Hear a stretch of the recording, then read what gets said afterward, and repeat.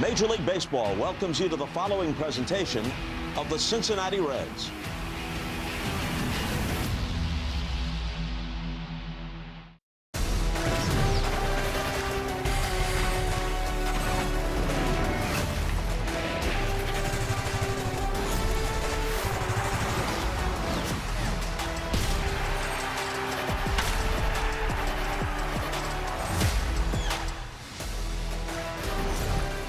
On 5-1-3 day, the Reds looking to get right. Maybe some home cooking will help.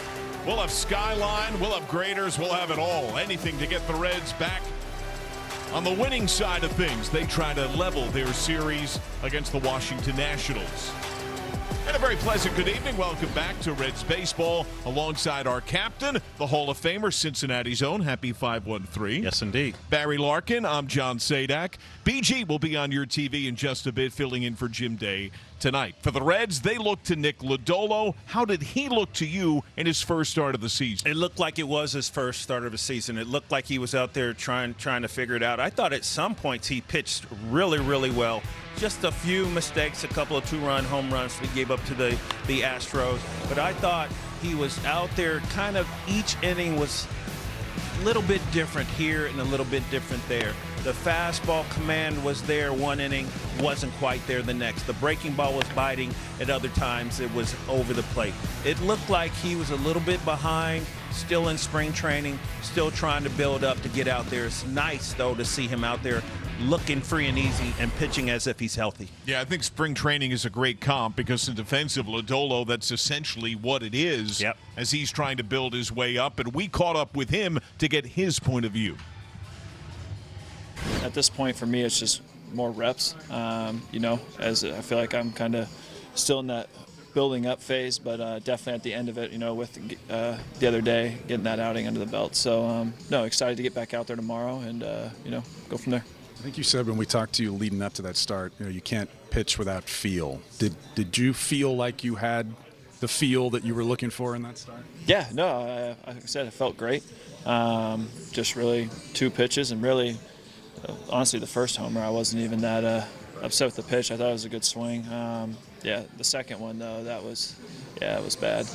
That was absolutely not where I wanted to throw it. So, I definitely have feel. And like I said, for me, it's more of just, I feel like, at least on spin-wise, I didn't spin it that much in rehab. So the other day I spun it, and, so I think it's just getting reps again and throwing that pitch, which I'm getting, and I feel confident in it. So even the other day, I thought I threw some really good ones. So, like I said, just building off that and be ready to roll tomorrow.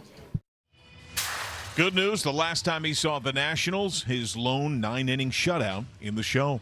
Listen, this guy, we need him healthy. That's the most important thing. The free and easy motion. When he's on, he is a problem. That's what guys talk about. It's nice to see him to be able to bounce back and go back out there. Hopefully we'll see the great Nick Lodolo tonight. We'll go to break. When we're back, we'll shoot the breeze with Geese. Brian will bring it from the desk on the middle of the Reds order. Welcome.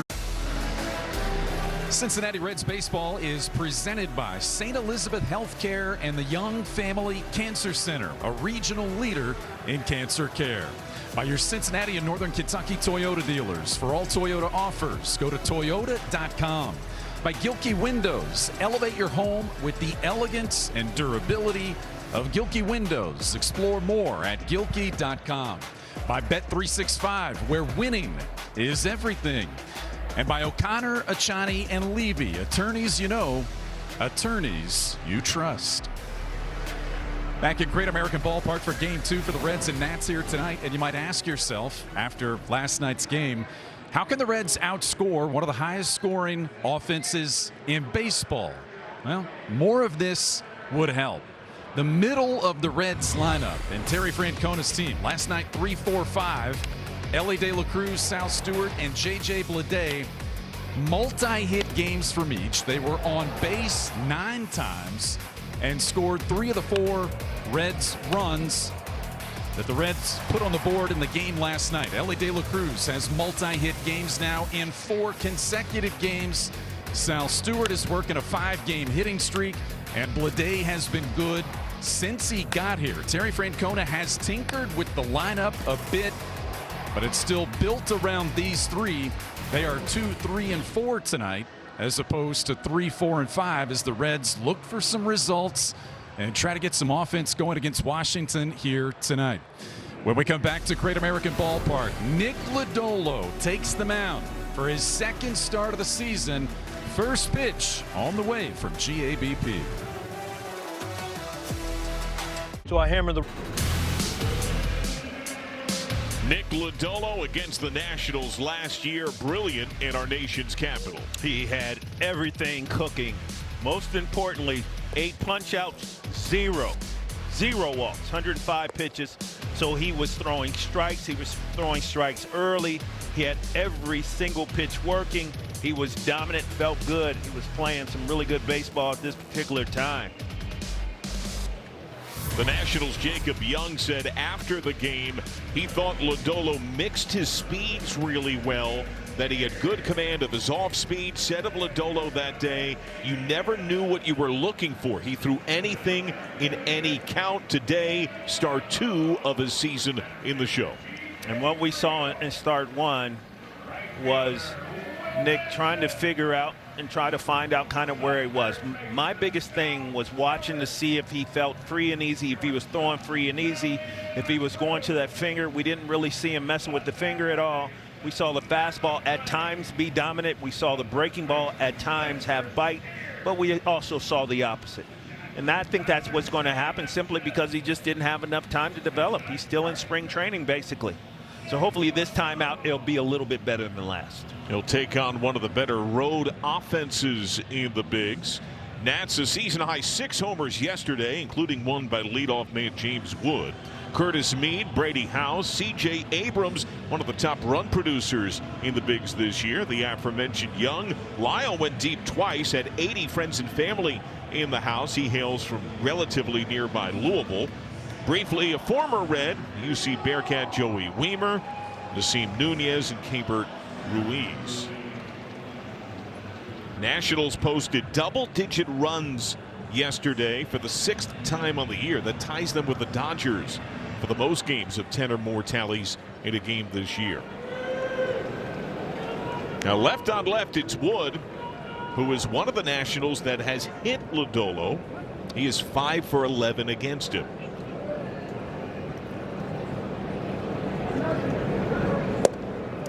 Underway. Wood 1 for 4 with his homer. Also worked a walk, struck out twice yesterday. It was solo shots early, but 6 homers in Avalanche, that became a touch too much. The home run that James Wood hit yesterday was a sinker out over the plate, allowed him to extend those arms. And he sent that ball the opposite way to true left field. You know, I watched the first 2 pitches of this at bat, and the first 2 pitches were out on the outside part of the plate. And I know this is a lefty-lefty, but if you're looking at kind of how to defend against a team and look at the physicality of a player, you've got a question. There it is. Okay, maybe we're showing him outside to get him out in, right? But I'm sitting in here and I'm looking at the game as if I had played yesterday. If I'm pitching today, I am not throwing this guy a pitch on the outside part of the plate where he can get his arms extended. Payoff pitch. Struck him out. See the location of that pitch? Boys went to school. Very nice. 6'7", he needs time and needs space. Ball in on the outs, off the plate inside, but the point is inside. Good start. Now Mead.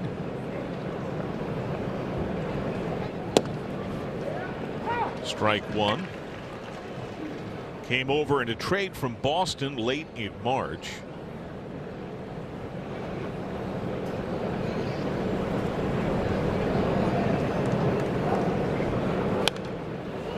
Fouls it back.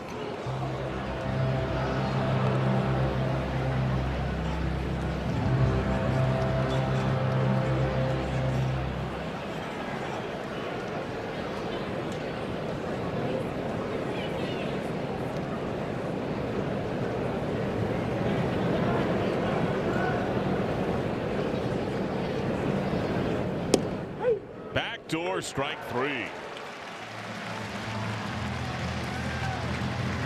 Well, already this is something we did not see in Lodolo's first outing this year. His last time out against the Astros. This is a beautifully executed backdoor breaking ball. Exactly where he wanted to put the ball. This ball starts off the plate. Because of the length of Lodolo, you give up on it early. Strike 3. Brady House. Strike 1. Backdoor breaker. Cowboy refers to that often as a free strike.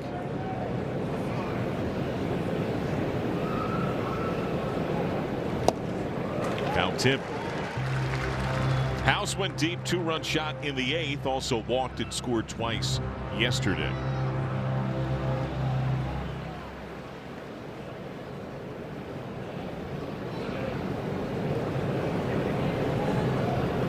Oh-2. His second start rather sharp. Lodolo strikes out the side in the first. Well, Nick Lodolo, second start of the season. What a way to start. 3 punchies. Perfection.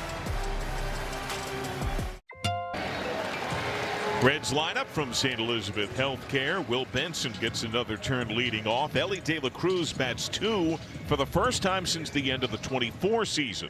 First time in the show, Sal Stewart bats 3rd. First time as a Red, J.J. Bleday is the cleanup man. T.J. Friedel thrust all the way down to 8th. Some significant changes. And a first pitch miss for Jake Irvin. It's Jake Irvin's 6th start against the Reds. He's 0-1 with a 5.5 ERA.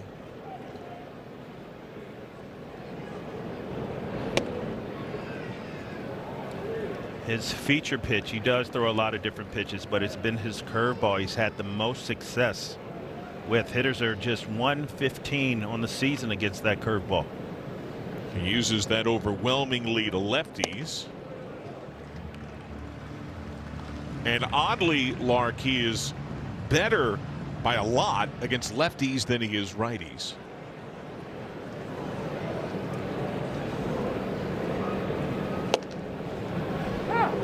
You know, the curve is indeed a spectacular pitch with that lowest average against. His four-seamer also plays, and the changeup.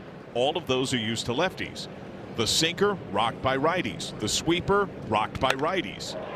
Benson drives this fairly deep left center. Fighting that sun handled by Jacob Young.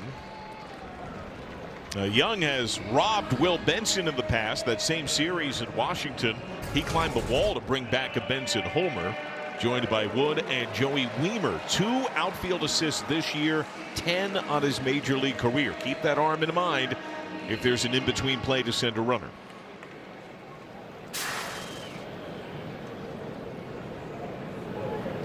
Ellie De La Cruz regularly batted 2nd in that 2024 year. That's the only season he's often been in this spot. But both he and Sal Stewart bat back-to-back, and both are bumped up in the order. Opposite way. He is so smooth right now.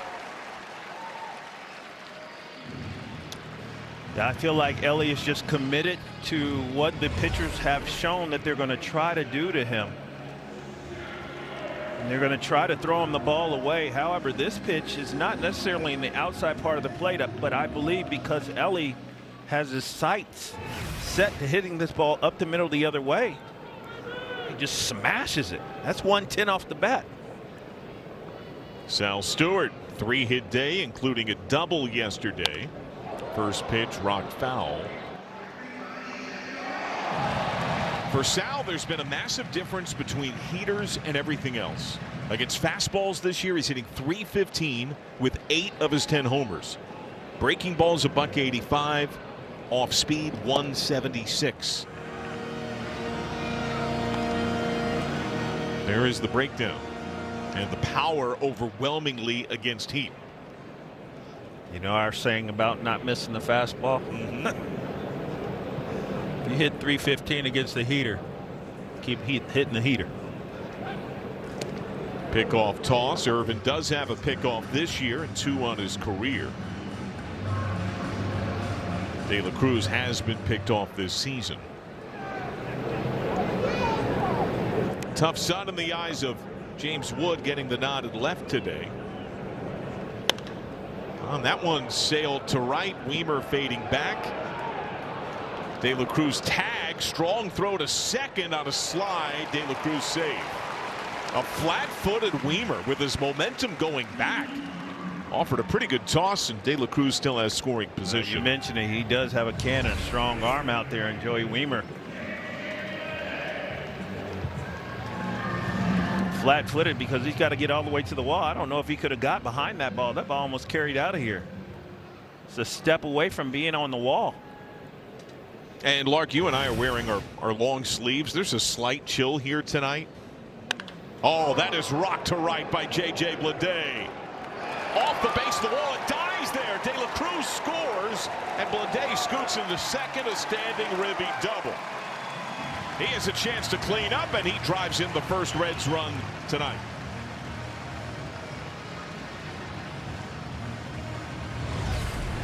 Yeah, J.J. Bleday, Ellie De La Cruz, Sal Stewart continue. Bumped up in the lineup, one, and they continue to produce.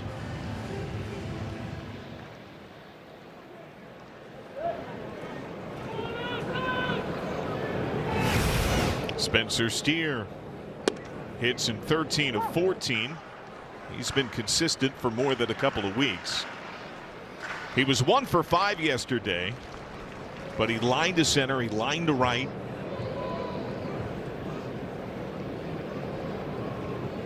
And he's among the Reds that have hit Irvin. He's 3 for 9 against him lifetime. Now Irvin is steady since he debuted in May of 23. Only Logan Webb and Dylan Cease have made more major league starts. And there is value in that. Tonight's the 99th start of his career. Doesn't mean he's been very good. Last year he had the most earned runs allowed in the sport. It gave up the most home runs in the sport, 38. He had a nearly 6 ERA last year.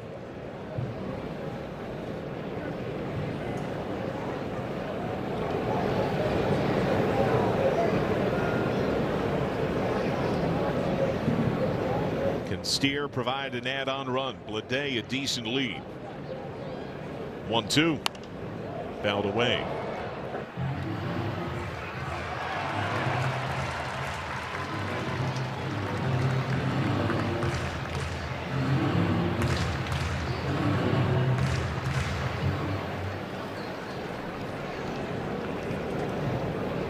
Bigger lead for Bleday.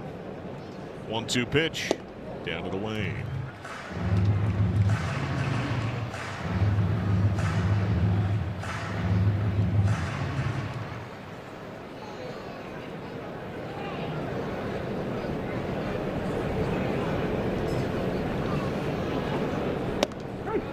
Looking. Helmet tap. ABS powered by T-Mobile. Batter challenging the call of a strike. Irvin was nearly to the chalk. Most Nationals are still coming off the field. That is a ball. Jacob Young was at shortstop, and he's got to go all the way back to center field. We haven't seen many first-inning usages of ABS, and this gives Steer another shot with a man in scoring position. Well, when you know, you know. It's a leverage spot. Got to run in. Now the count is full. Low on deck. Breaking ball hung, and it stung foul. That's the exact kind of pitch that Steer crushes, and he was early.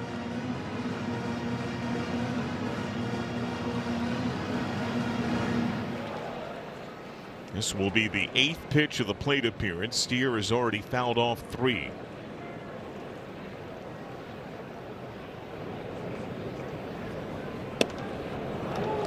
And he draws a walk. The inning continues.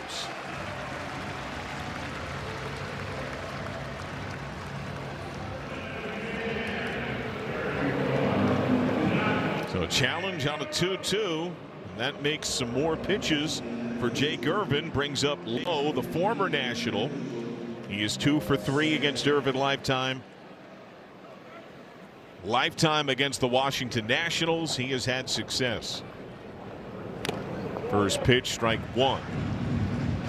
Nathaniel Lowe's highest career OPS against any one opponent. The Washington Nationals, 1024.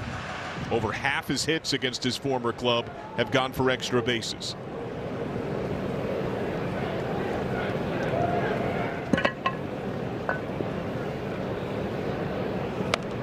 Check swing foul. Lowe was not in the lineup last night, did come off the bench. Reds chose not to hit for Ke'Bryan Hayes, bases loaded, when they rallied to get within 1. He bounced into a double play. Lowe later hit for Hayes, went 0 for 2, couple of strikeouts.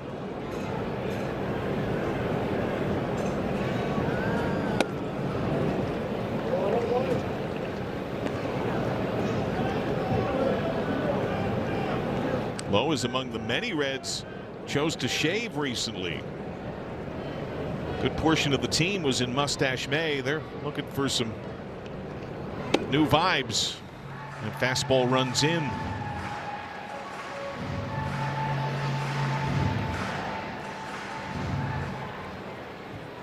If you miss on a breaking ball in on Lowe, he will pull it, and with authority. We've seen some hangers from Irvin already. Likes to use that curve against lefties. Way in. But that fastball, even middle away, that a lot of lefties might try to pull. Lowe will shoot that ball the other way. Runners will go. Payoff. Breaking ball miss. Bases loaded. 3 straight Reds have reached with 2 outs.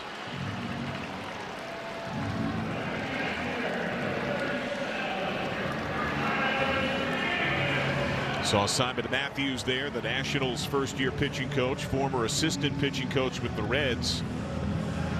As he comes out to chat with Irvin, Tyler Stevenson about to stand in.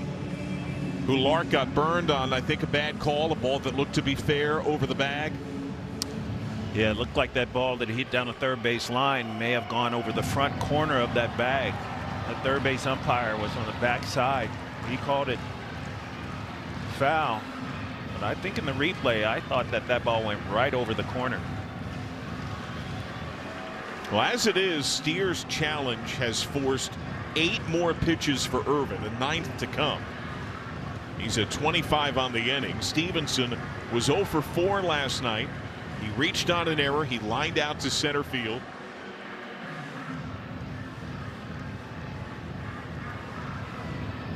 Reds have a run in. They have a chance for more.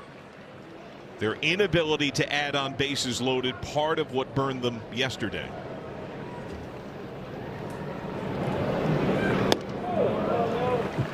Ball 1.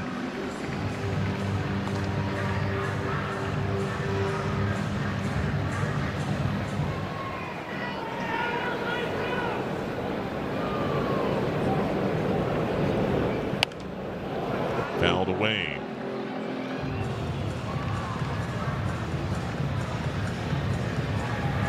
Stevenson has struggled with contact this year, just a $184.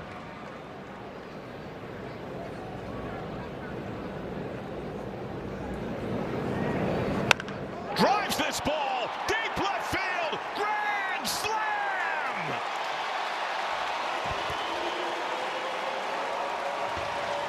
His 3rd homer of the year, and it breaks the game wide open in the first inning.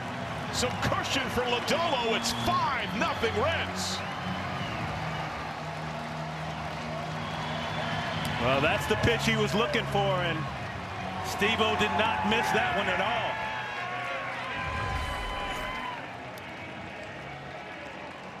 Fastball over the middle of the plate, and he knew he got it. Third career granny. Now TJ Friedl down at in ball one. When I saw Stevenson clean shaven yesterday, I said, could it have the opposite effect? Instead of the power stash, could the clean look help you take it deep? Pitch way in, got Friedl, and he crumples down in pain. Irvin tried to pound in on the left-handed low, and that one in got too much of the Red center fielder.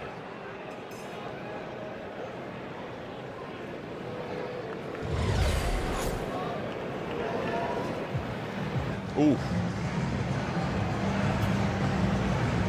Shades of what happened to pitcher Brady Singer yesterday. Yeah.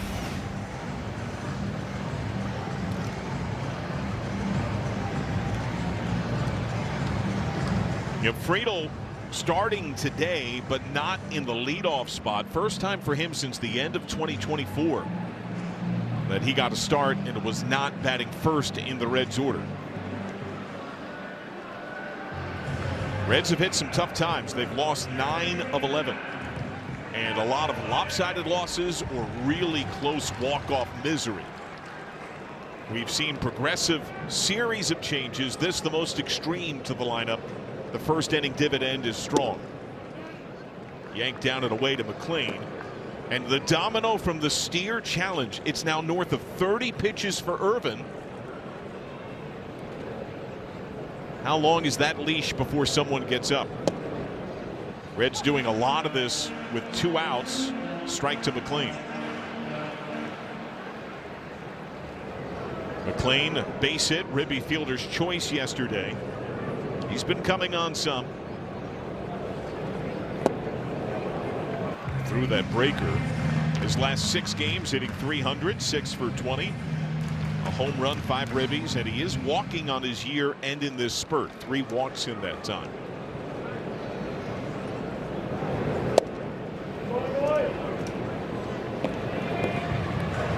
Giant grand slam for Tyler Stevenson. Best first inning for the Reds on the year. They've not scored 5 in a first inning since June of last year against the Diamondbacks. Chip to right. Reds won that game 13-1. They have the lead tonight, 5-zip. Well, we need some offense and we need some productivity. Normally comes from the middle of the lineup. This time the bottom of the lineup contributing. Tyler Stevenson with the big blow with the bases loaded. That sword. What a first inning for the Reds. Nick Lodolo struck out the side. Tyler Stevenson launched a grand slam. Second inning starts with a strike to C.J. Abrams. Lodolo, the first Red starter to strike out his first 3 batters in a game this year. He's now done it a half dozen times in his career. That breaking ball looked pretty good against Abrams. It is a much sharper breaker today than it was against the Astros. I would agree with that so far. Tough sun in the eyes of Bleday in left. Abrams has seen Lodolo a lot, has struggled against him. 3 for 14, 3 strikeouts. He has been hot though for the Nats on his year and of late.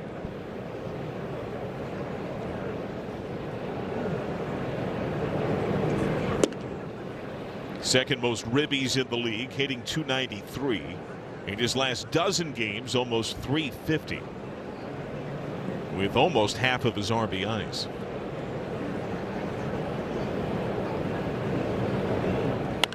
That's turned on to right. And off the yellow line, gathered by Benson. Abrams jogging into second base with a standing double.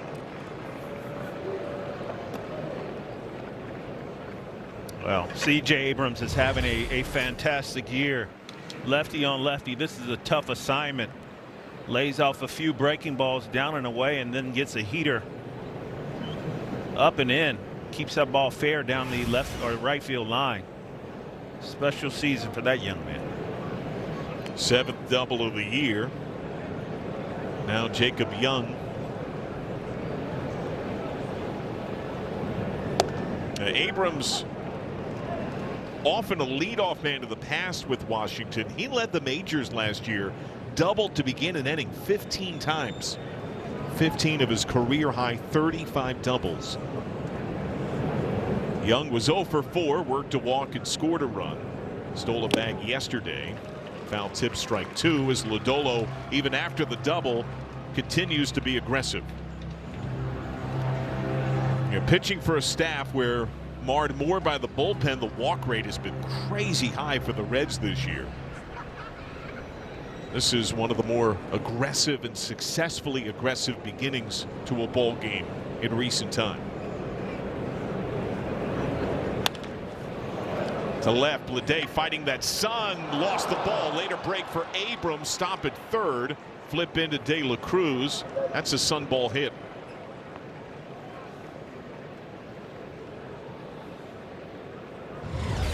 Well documented in left field, and J.J. Bleday trying to get underneath this ball, and the ball just doesn't ever come out from the path of that sun. It's a very uncomfortable feeling. Dalen Lyle left on left, bails out on a breaker that misses. Lyle 3 hits last night, 2 homers. First career multi-home run game. He had about 80 friends and family here from his hometown of Louisville.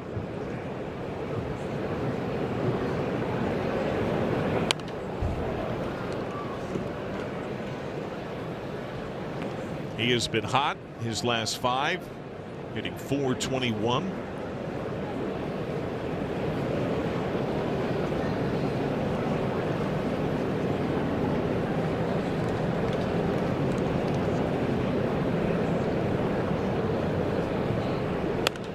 Turned on a little early and fouled.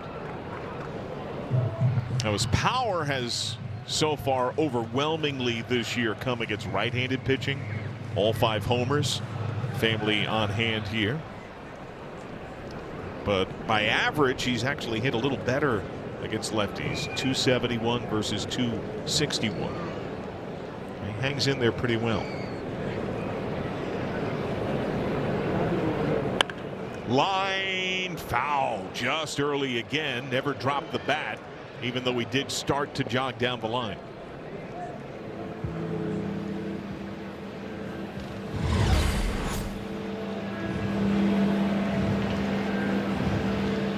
And Lark, one common thread last night was how aggressive the Washington hitters were. They're still aggressive. Yes, they are.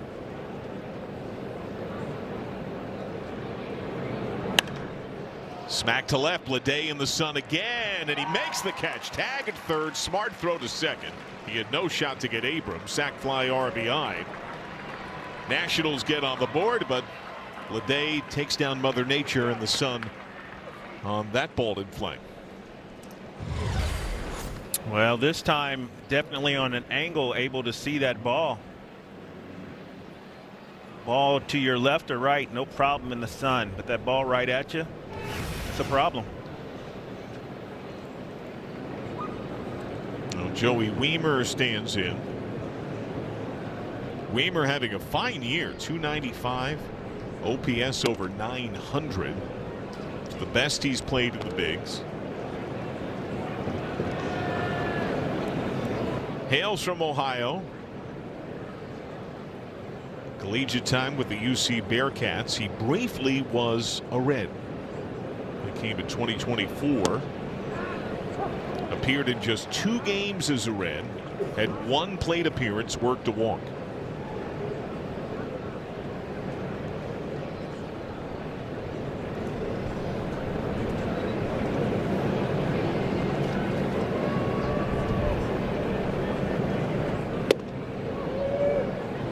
Two and one. Now the Nats have handled lefties very well.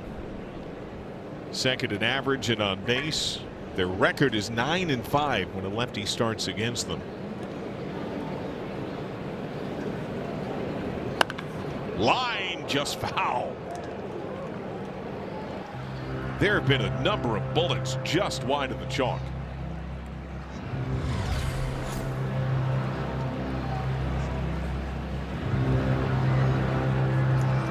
Remember, Weimer was packaged with Jonathan India in the trade for last night's starter, Brady Singer, in a deal with the Royals.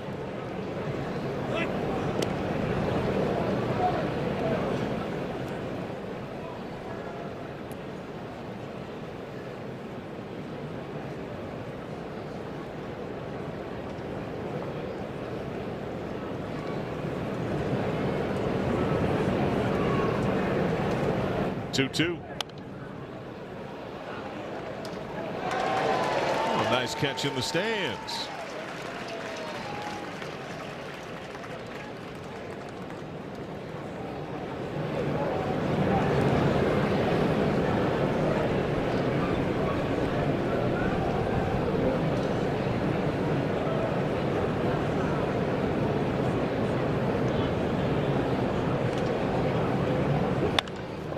Poke to right center. Benson breaking back deep in the gap. It's going to trickle all the way to the wall. Furious wave is on for Young. He rips around third and comes in. Scores standing. RBI double for Weimer, and the Nationals get another run back. It's 5-2. Here comes Derek Johnson.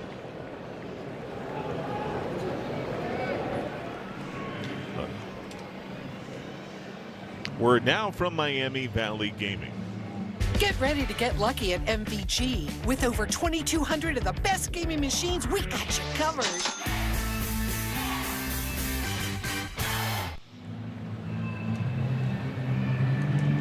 Are they guessing right? Do the pitches not have the same finish? There's some hard contact, fair and foul right now. Well, you talked about how aggressive this young Nationals team is. I think the lefties are doing a really good job of staying in there. Now, Lodolo throws from such a different angle. It's a lefty on lefty tough assignment. So you definitely have to give some credit to these guys, because it's no easy task facing the tall lefty Nick Lodolo. And Joey Weimer does not get cheated. He just basically landed that ball in left and right center field with a half swing.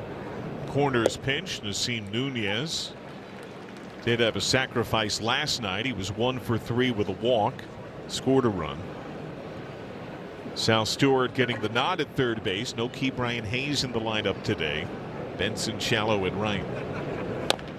Bounced up the middle. Runner breaks. Backhanded stab McClain against the grain. Strong throw. Weimer takes third. 2 down.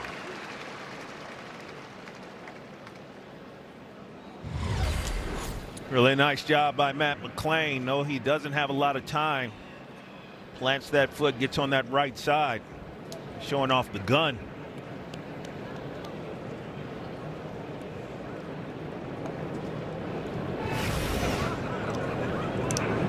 Keibert Ruiz doubled and scored. 1 for 5 yesterday. Strike one.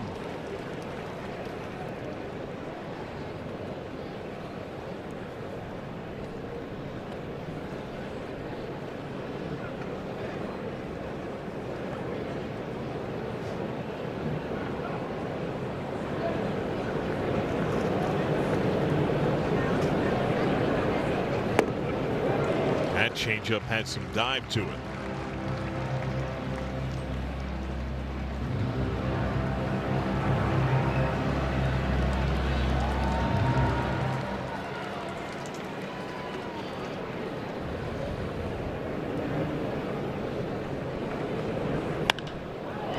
Smack to left field. And gone. Ruiz clubs his third of the year. And a 2-out, 2-run shot. Nationals have gotten 4 back now in the frame.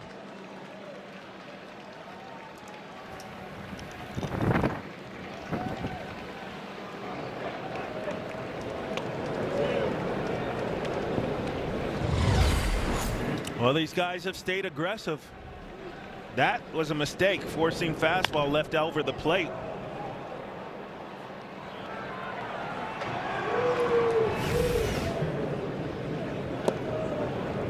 Yanked well wide against James Wood. A middle heater that just got crushed Ruiz had been struggling.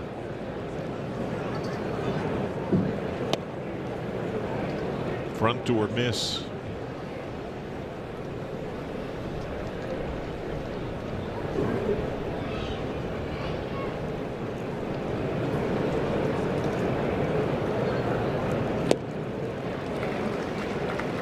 Couple of good changeups these last few ABs.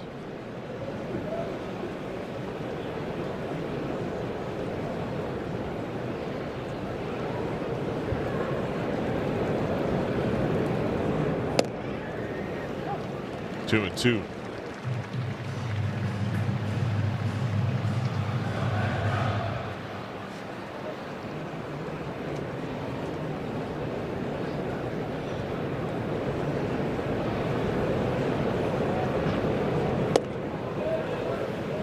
And full on wood.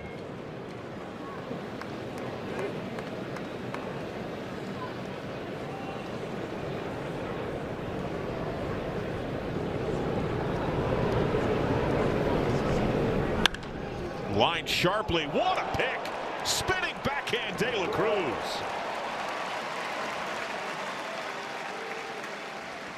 I'll tell you what, Elly De La Cruz is playing some incredible baseball.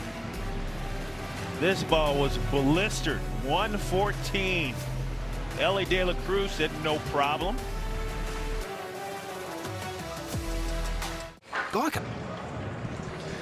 Well, May 13th, one of those unofficial holidays we claim in the Queen City. 513 Day, we call it. Also happens to be the area code for Greater Cincinnati. And throughout the night, we will celebrate with some fun facts about the Queen City you'll see on the screen. The first of which is that Cincinnati became Cincinnati in 1790. And 236 years later, we're all lucky enough to call the 513 home. Happy 513 Day. Here, here. Thank you, BG.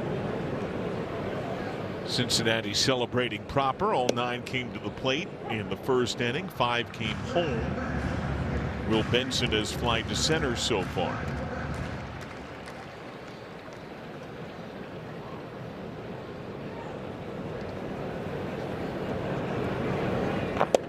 Swing and a miss.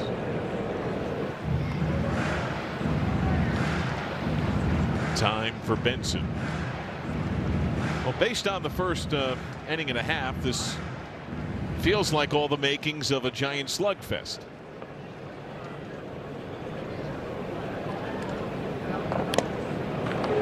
Foul tip, strike 3.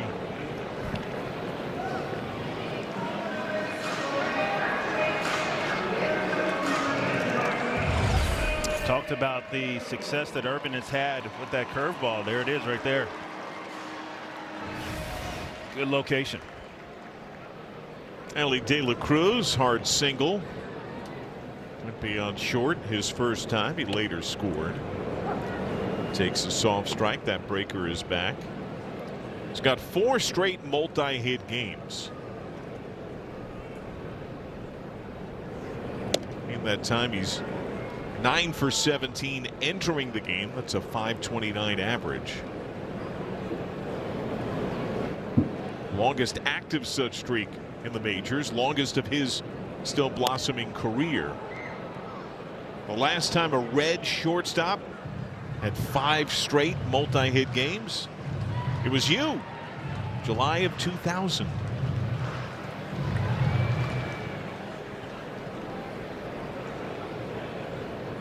He's already got 1 tonight.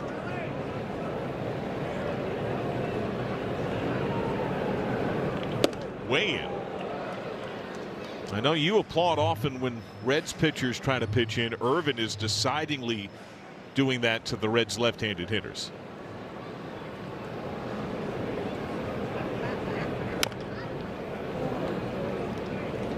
You know, pitchers are, we say, somewhat predictable. We say they throw in to pitch away, and if you look at those last 2 pitches, the yanked fastball in, purposeful to set up the breaking ball away, which Elly is able to spoil. Backdoor, strike 3. There it was again. You put it in the head of that hitter. You make the hitter uncomfortable. You make him lose his foothold, his toe hold. And then it just softens up the outside part of the plate. Now that's just a great pitch right there. And perfectly located. But the concept, that's just, when people say the game of baseball has changed, no, not in that aspect. First pitch curve right on right, and Stewart bends the knee.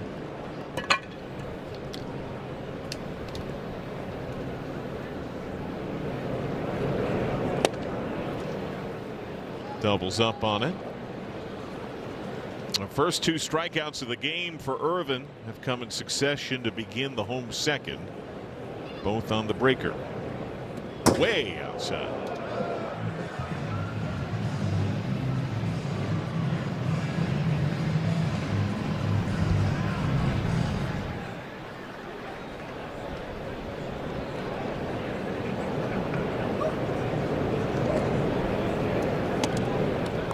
Lost by Ruiz.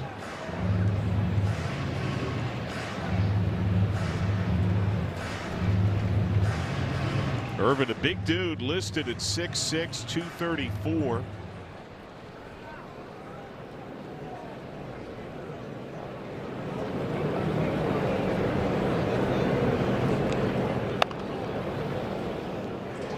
For as big as he is, he seems to have a pretty conscious effort to keep that front side closed. It's not a full coil, but you see him turn a bit. He's got great extension as well. I think that is, he's 6'6", but he's playing downhill. Just foul.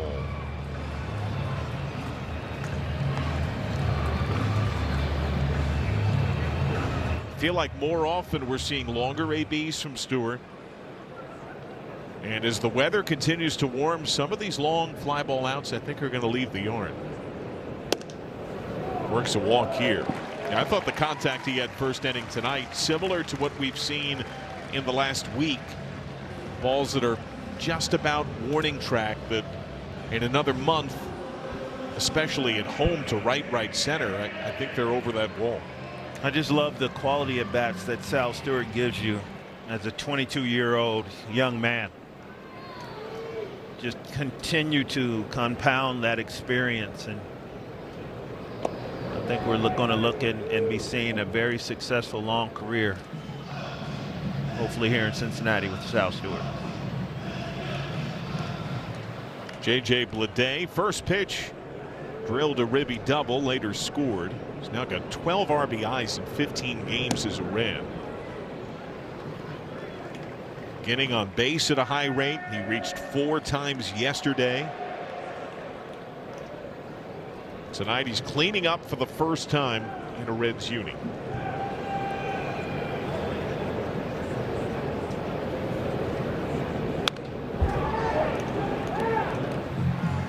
Might want that one back.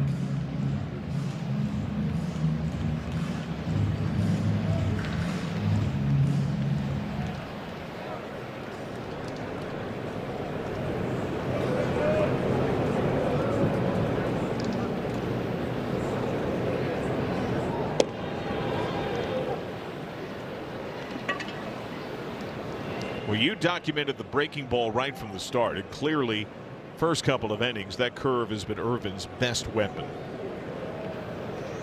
He has not been shy about using it. Runner goes, a miss away, throw down, safe. The Nationals were convinced they had it. Third base, second base, center field all started off the field. They will not challenge.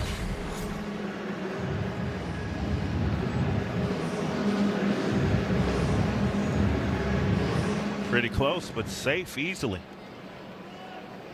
It's like Sal maybe hit the dirt a little early. So he remains perfect, 9 for 9 trying to steal on his year-end career.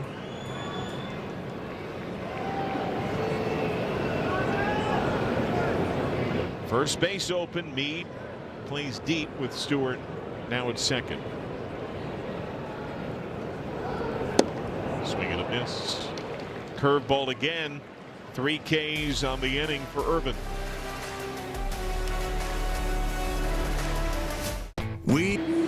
Registration is open now for the Ohio 529 College Advantage Redlegs Run presented by TriHealth.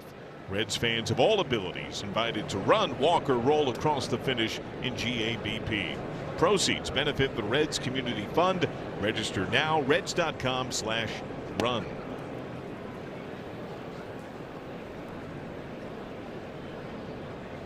Want to know on Meade, who struck out looking his first time. Puppy pride on display tonight. It is dog night as that pitch way in. Well, Meade's got first.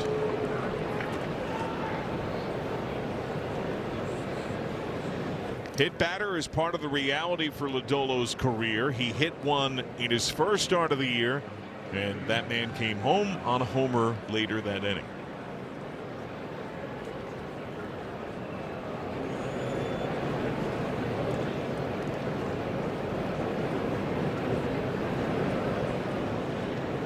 Brings up Brady House, who has struck out.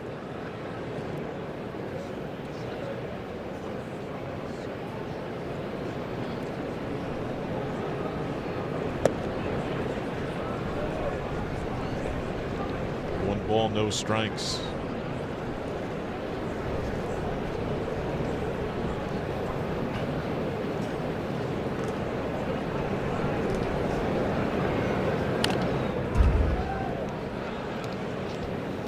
Well, it seems in the early stage of the game, the curveball's been a mixed bag. First inning, it was spectacular.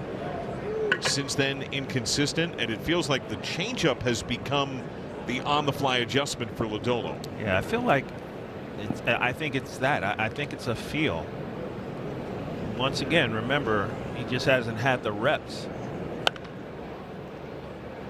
Center field, Friedel. You have to be willing to adjust what's working, what's not.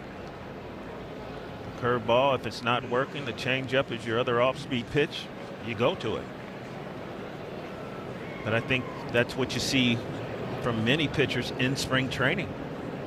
And that's where Lodolo is, simply because, as I said, he has not had the reps out there. C.J. Abrams doubled on a fastball, later scored last inning. There's a curveball way wide, and that's shades of what happened with Meade, right? If Abrams here were a right-handed hitter, he'd be joining him on the bases.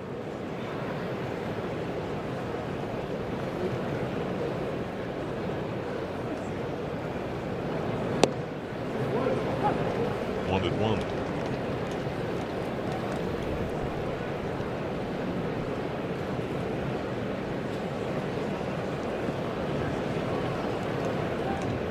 Well, the tough sun is just about entirely gone. It's all shadow and chilly. Another yanked breaking ball, and you can see in the body language there of Lodolo a little bit of frustration, not quite clean with that release. And what he said in the sound you heard at the start of the game in our open, the same thing he had told me off camera days before, that reps were the biggest concern. This is smoke to right field, base hit. Fastball again, Meade through second, fire by Benson. Abrams digging for second, takes it on a headfirst plunge. So another double for Abrams. It's now second and third, and the lead in peril.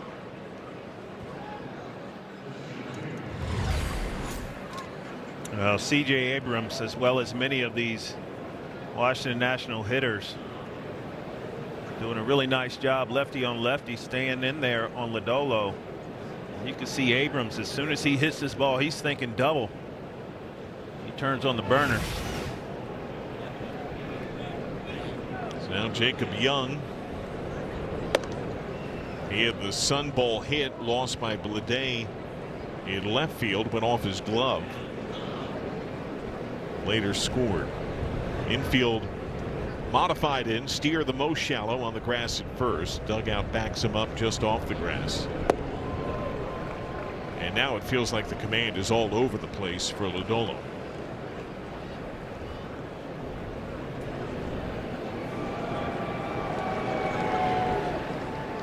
Outfield cheats in a touch too.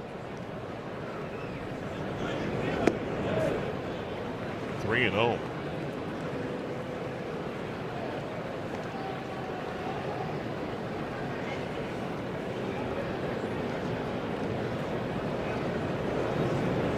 First base open, lefty on deck in Lyle. Bases loaded.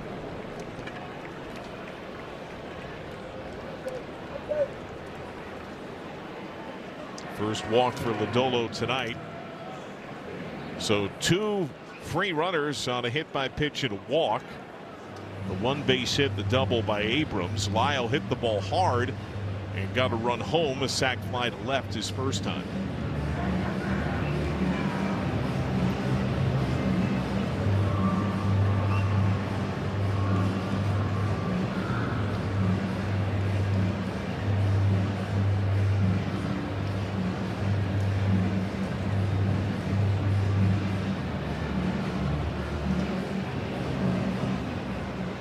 The lead runner Meade, a below average runner.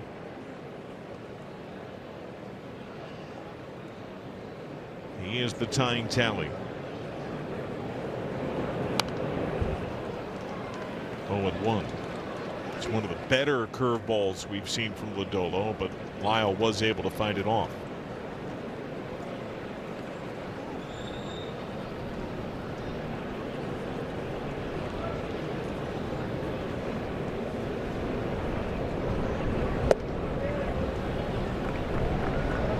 That's where he's kind of caught in between, right? Because these pitches that are unhittable, that are breaking down and away out of the zone, they're not getting the same swings.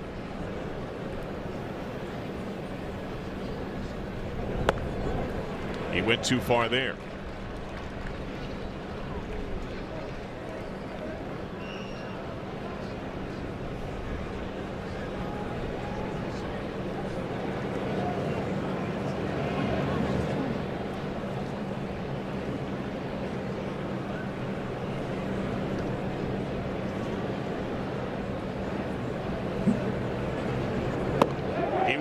No appeal needed. Strike 3. Really smart pitch right there by Lodolo. You assume Lyle is going to be somewhat aggressive. He's got family members here and he wants to do well. He did great yesterday. He offered at the first breaking ball down and away, so throw another one out there. Got the chase. So now Weimer, ribby double, opposite way his first time, later scored. Way high. What a grab by Tyler Stevenson.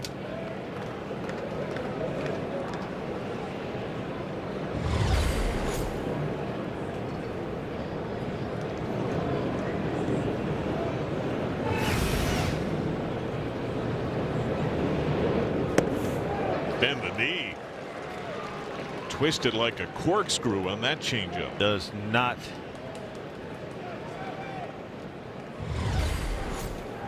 I don't know if there's a half speed in Joey Weimer. Full cut, does not get cheated, just goes after it.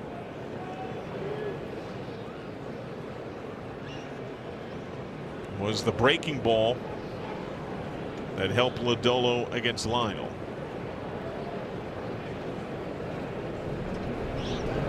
Changeup just got that giant swing from Weimer.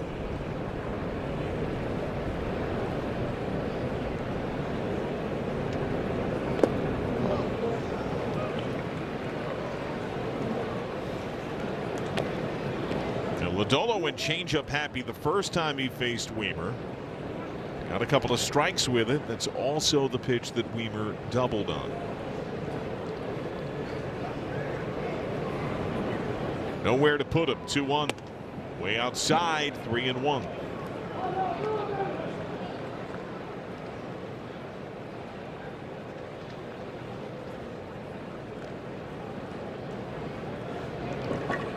Dubious distinction. The Reds have issued the most bases loaded walks in the majors this year.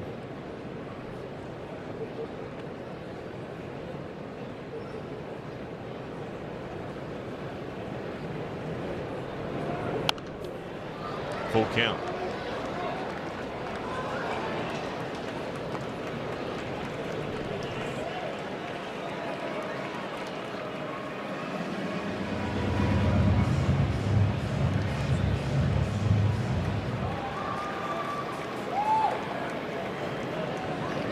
Runners will go. Payoff. Fouled away.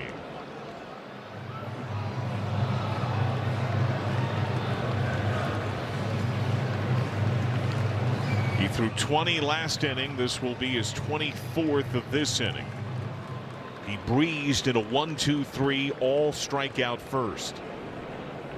It's been a grind since. Stewart loosens his throwing arm at third. Runners off, and he walked it. Tie game. Another Reds bases loaded walk. 5 all.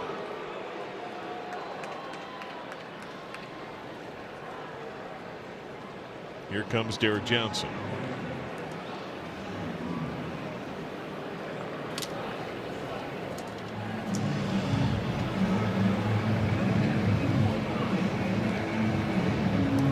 Word now from the Kia Tele.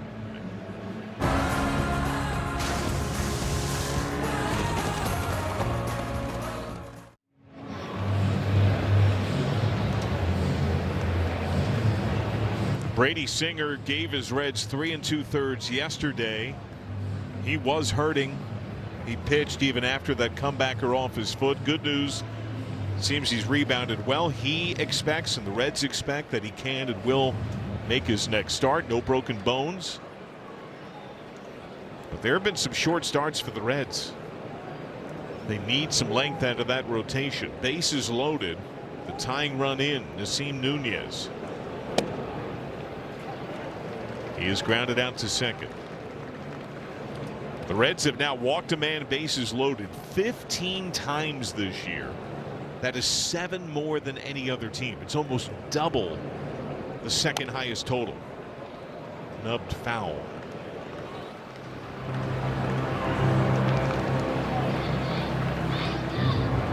The 22 Reds walked a man, bases loaded 16 times on the season.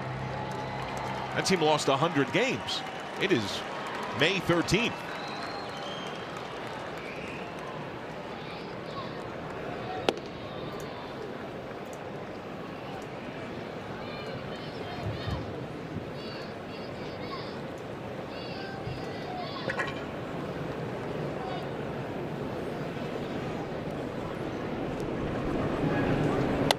Grounded softly. McLean makes the play. Just got him. Tie game on the free pass. Spencer Steer will try to get the Reds some more runs back.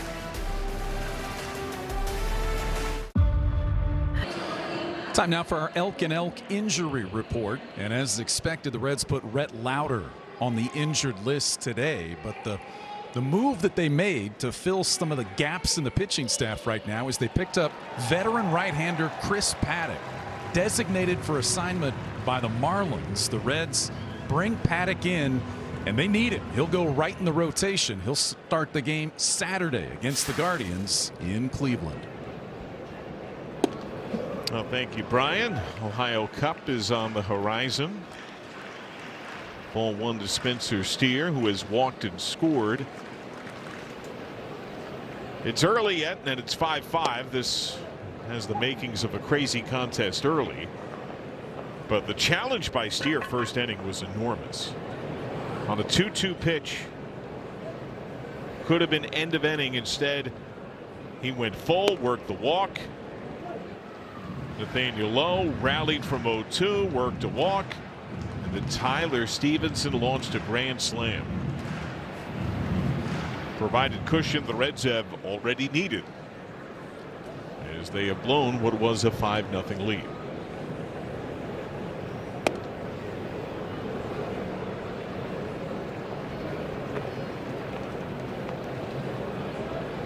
Thought the best contact for Steer came on a hanging breaking ball that he was just a little early on the first time. Irvin's not been shy about doubling up, and that one skips past C.J. Abrams, base hit. He could smell that one coming.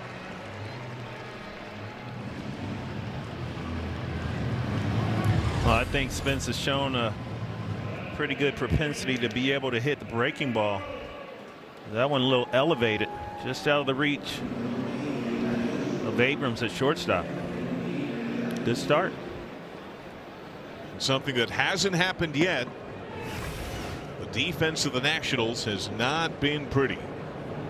And their biggest issues are on the left side of the infield. Abrams and House. We saw it yesterday, hasn't happened yet tonight.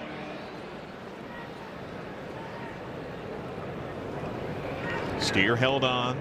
Nunez blowing in his bare right, throwing hand at second base on a chillier evening. 2-0.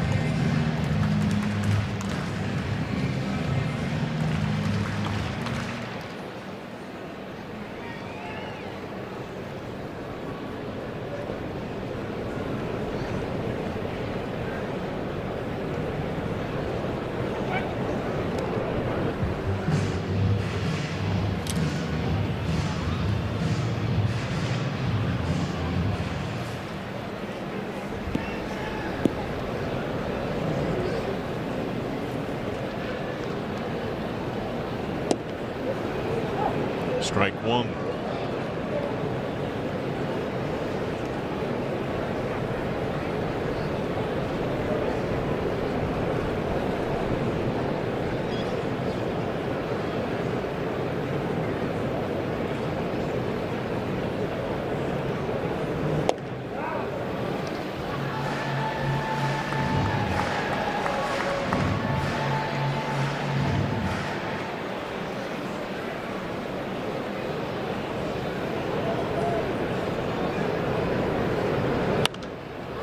Fouled away, full count.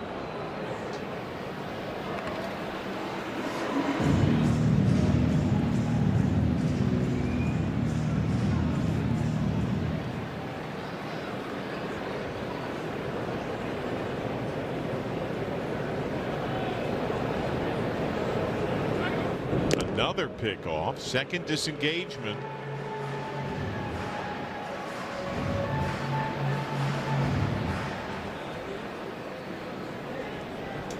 Lifetime Irvin's a little above league average caught stealing rate. It's poor this year. Steer takes off. Backdoor miss, a walk.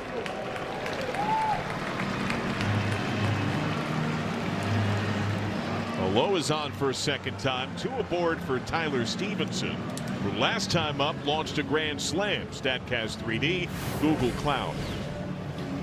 Yeah, Tyler Stevenson has been hitting the ball well. Just seems to be hitting it at everyone. Well, this time he hit it to someone in the stands out there. Bases loaded, got him a nice pitch, and big fella put a great swing on him. First Reds first inning grand slam in a couple of years. The last Red to hit a granny in the first inning, Tyler Stevenson. It was in April of '24 against the Angels.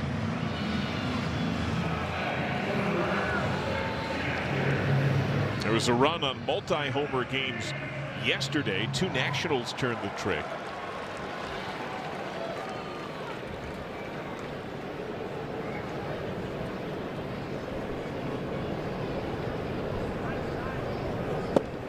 Way outside.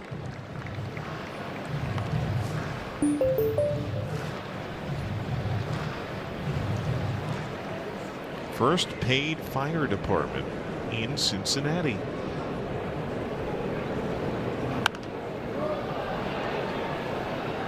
Stevenson has gone deep twice in a game on 2 occasions, both times in '24.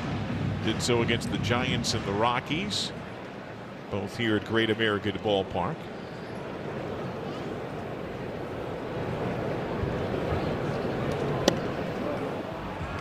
Swings through the curve.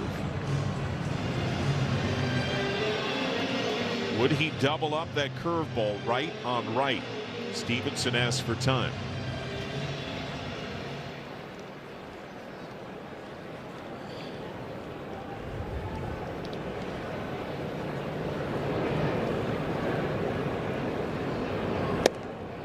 Yes, sir. Struck him out.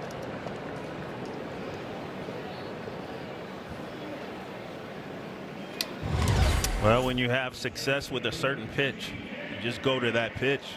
Just a little bit off the plate. But with 2 strikes, you got to protect. So all 4 Irvin strikeouts have come on the curve. TJ Friedl has been hit by pitch.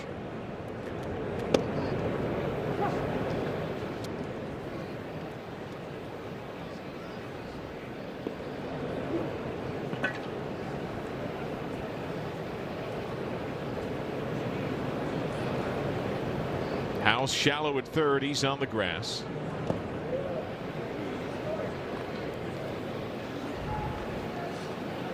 Our Kia player profile. He has handled Irvin fairly well. And strong numbers against the Nats in general.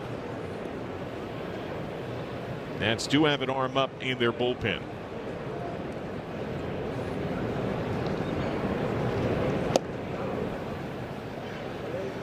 Looks like lefty Mitchell Parker.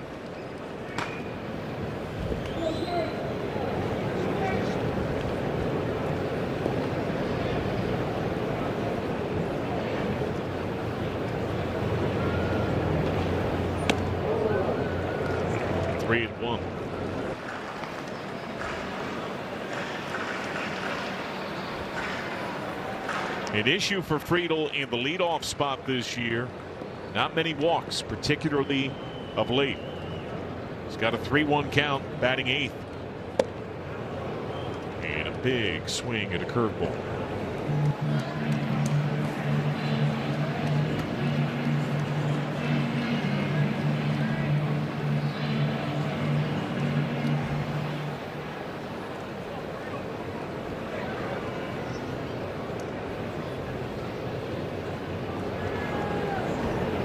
Steer and low lead. Payoff. Breaking ball, grounded to second, lost on the back end. Nunez feed, Abrams relay, gets away. And that'll award the batter runner second. It means Steer scores. Friedl to second base. Reds take a 6-5 lead.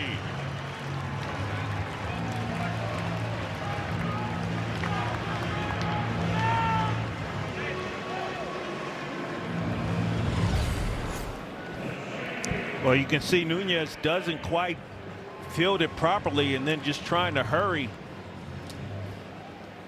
to C.J. Abrams. Errant throw to first base. Speed makes you do things. And McLean is flying to right.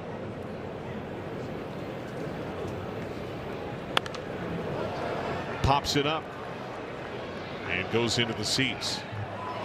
Scored a fielder's choice 4-6. An error on Abrams E6. No RBI.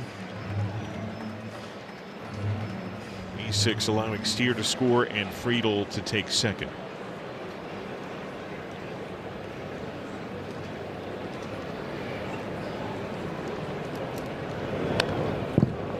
Look out on deck, Will Benson. Foul ball went right in front of him.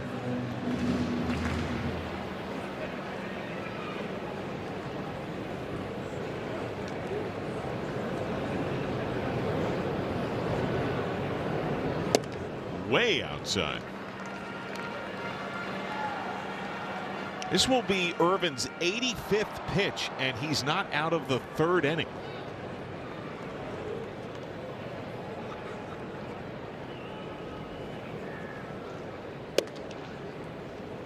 I've got to think this is his last man.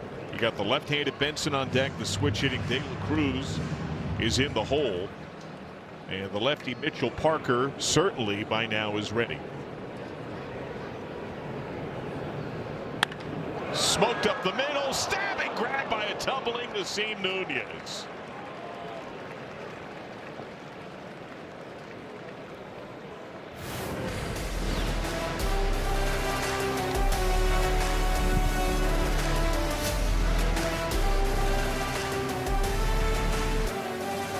Booking.com.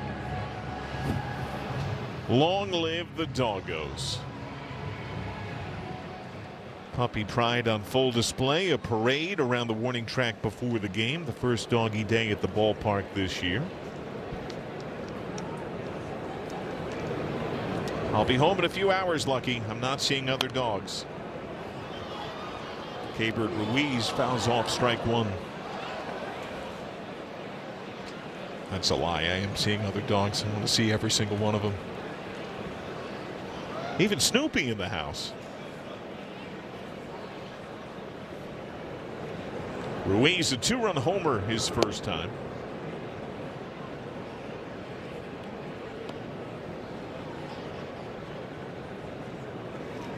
Sal Stewart making small talk with Mike Malinsky, third base umpire. There's what looked like a first inning curveball from Lodolo. That's part of the jaggedness that's probably going to come with a second start of a season. Changeup gets the strikeout.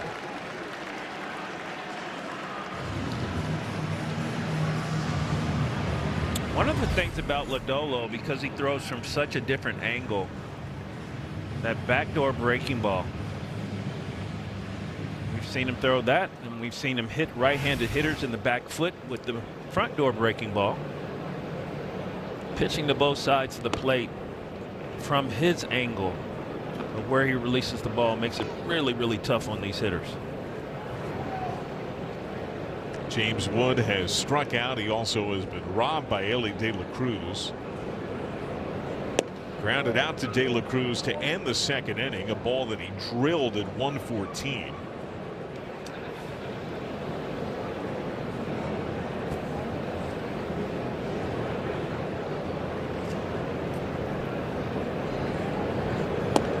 So if you check out the Savant StatCast page, you can evaluate defenders by one combined number. It's their version of essentially a defensive war, their fielding run value. That one misses. So Wood is on. And fielding run value takes into account the range of the player, how they react to plays, how hard a play was to make, how strong their arm is, their positioning. The highest rated shortstop in the National League by fielding run value, Ellie De La Cruz. As he should be.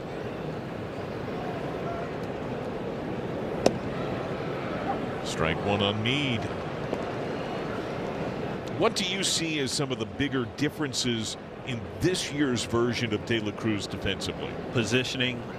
I feel like he's paying a lot more attention to positioning. I tell you, once again, a lot of credit has to go to Freddie Benavidez, because Freddie, I've seen Freddie working with these guys, talking to them through the offseason, and then in spring training, paying a lot of attention to the details. He stressed the details.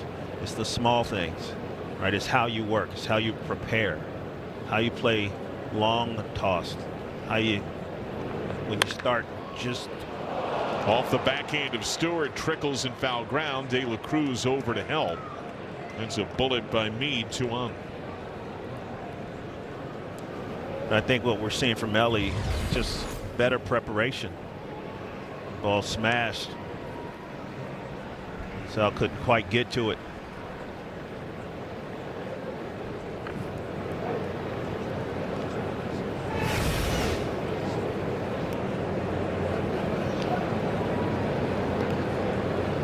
Base hit now. Brady House. Outside miss. TJ Antone is warming. House has struck out. He has flied out. I think we're seeing a better Matt McClain defensively at second base. I think we're seeing a better Spencer Steer defensively at first base. I think it's all around because those guys work together. And I think Brian Hayes being here, I think that has helped motivate the guys to try to be better defensively because he is so good defensively. But Freddie holds those guys accountable in everything that they do. It's important to him, so it's important to them. Dribbled down the line. Steer. Scoop and hit the bag. Runners advance. Wood over to third. Meade up to second. 2 down.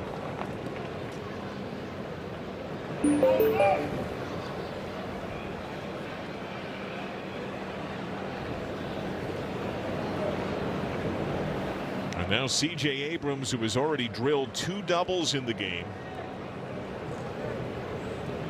He entered the series sharing the major league lead in RBIs. That tie was snapped yesterday. He's got 2 in scoring position here. Takes a strike. Both doubles have come on Lodolo sinkers.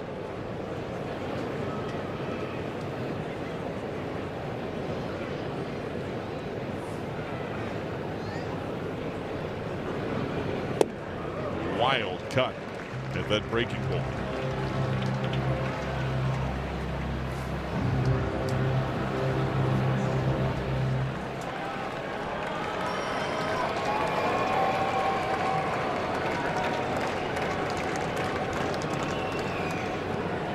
Struck him out.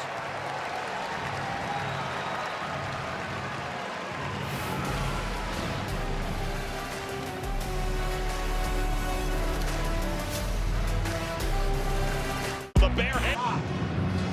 Earlier today at Cincinnati Children's Hospital, Dane Myers, Blake Dunn, and Luis May paid a visit to some of the patients and their families there at Cincy Children's.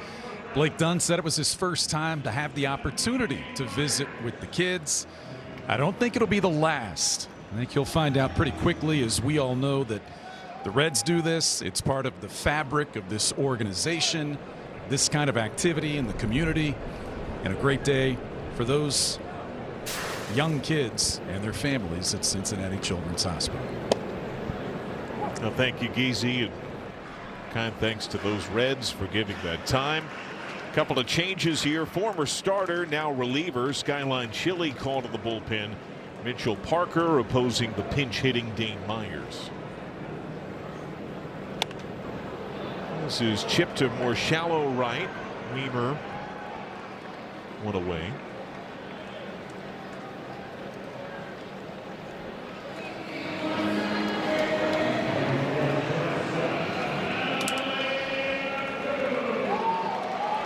Ellie De La Cruz turns around to bat right-handed. He has singled, scored. He struck out looking at a curveball his last time.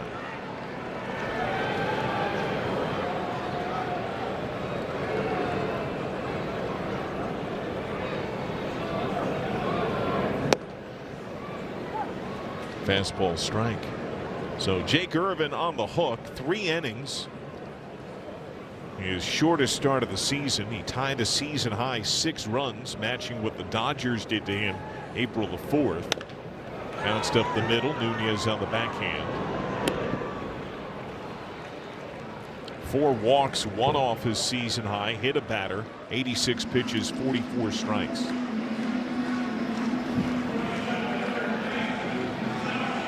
Two down. Sal Stewart, who has fly to right, walked and stole a bag.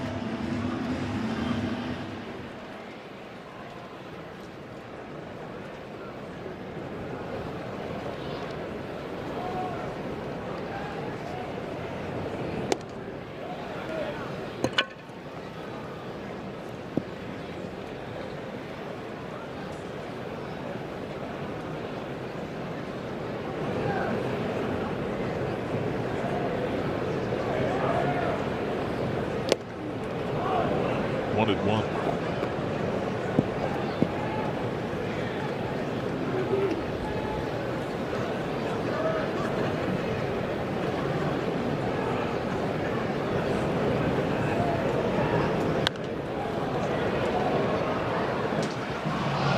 Parker, a full-time starter most of his first 2 years in the bigs.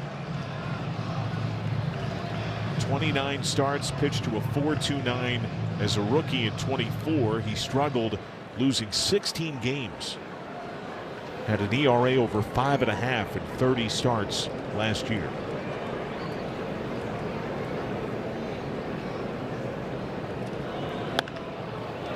Sent to shallow center. Abrams glides out. Reds top of the order, goes in order.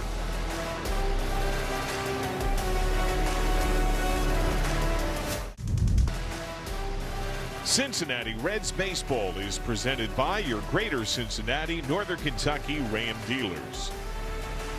And by Bet365, where winning is everything. Doggy hugs throughout the stands, the best blankets.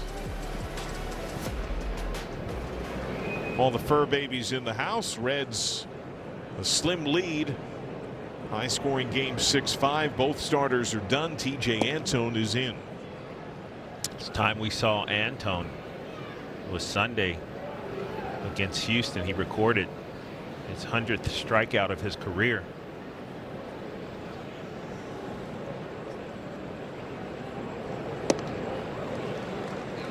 It's a big rip there from Jacob Young, who has singled, walked, and scored.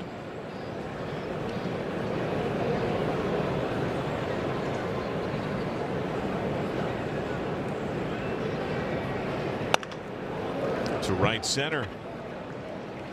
The Reds did reshuffle their outfield. Dane Myers had hit for Will Benson, so you saw J.J. Bleday is now at right. Myers stays in the game at center. They have bumped T.J. Friedel over to left.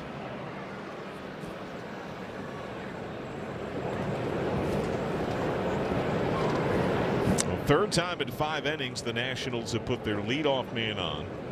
Lyle has a sac fly. He has struck out.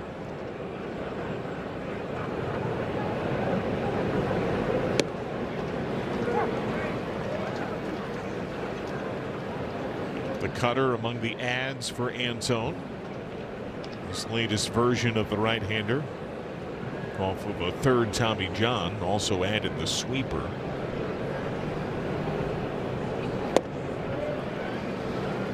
And the posture for Jacob Young at first base almost looks like he's ready to swivel the hips and sprint for second.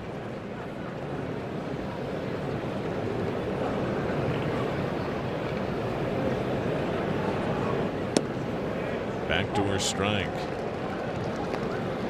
Young has been a base stealer. His best year came 2 years ago. Stole 33 bags, did get caught 10 times. And has 2 steals in 3 attempts this year.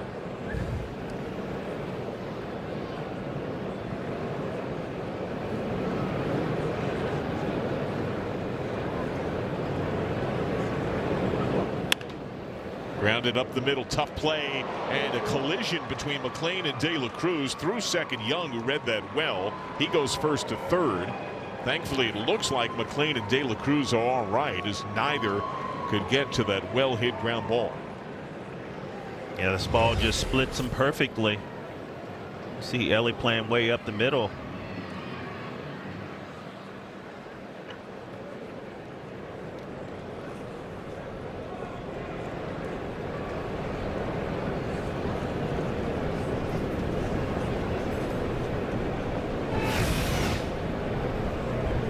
Checking out that right throwing hand. Now Weimer. Ribby double, Ribby walk, runner off from first, pitch is strike, throw tails a bit. Great tag try by McLean, but Lyle able to evade it. He takes second.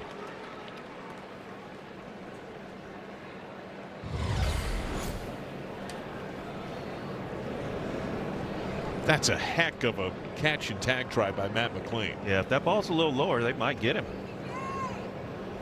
That's the side of the bag you want to miss on. First base side of second base. Take that throw right into the runner. Infield cheats in. Weimer watches a strike.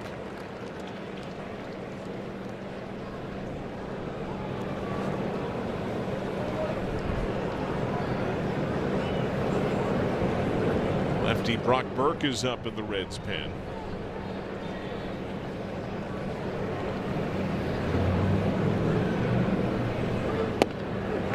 Looking. Our champion window pitch tracks. A really nice job right there by TJ Antone.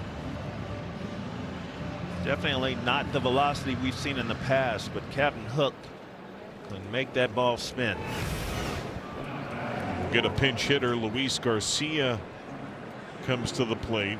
He homered twice yesterday. Antone has faced 3. Burke, I believe, only more recently got up to loosen.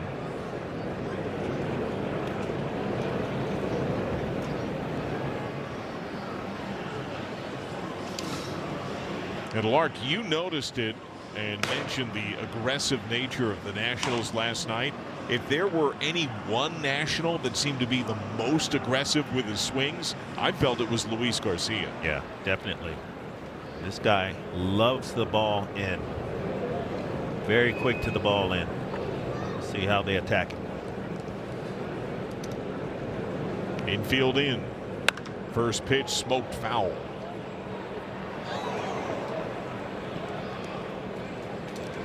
See right there, he's just not shy about swinging that bat.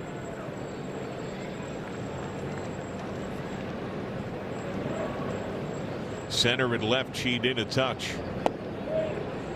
Antone misses low. Garcia, since the start of last year, with men in scoring position, 306.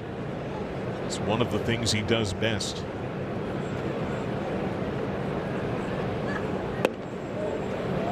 Two and one. The switch hitting Ruiz on deck.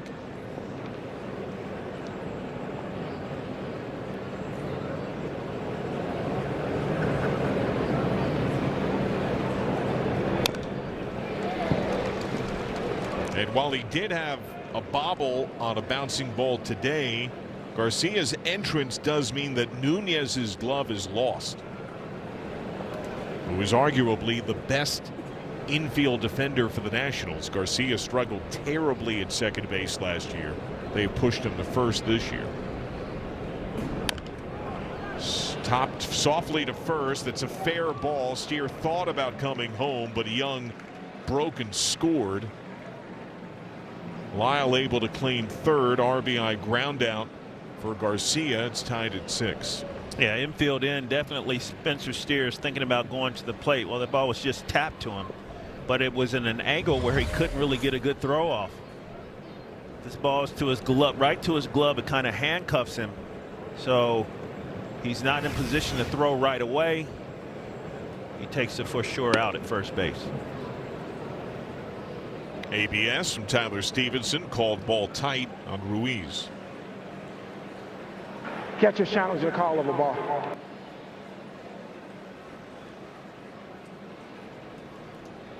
And that is a strike. Call on the field is overturned. Cincinnati has 2 challenges remaining. Ruiz has a 2-run homer. He's also struck out.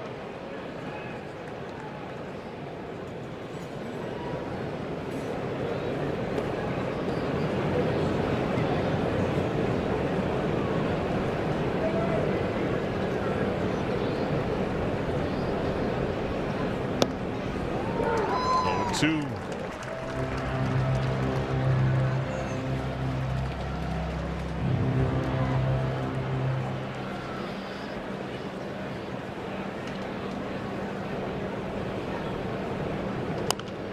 Bounced foul.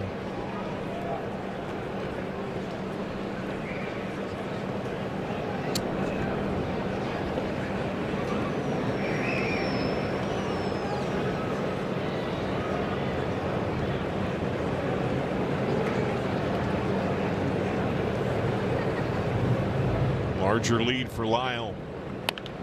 Grounded to Steer on the backhand. Conley takes it himself. Nationals get their leadoff man on and bring him home.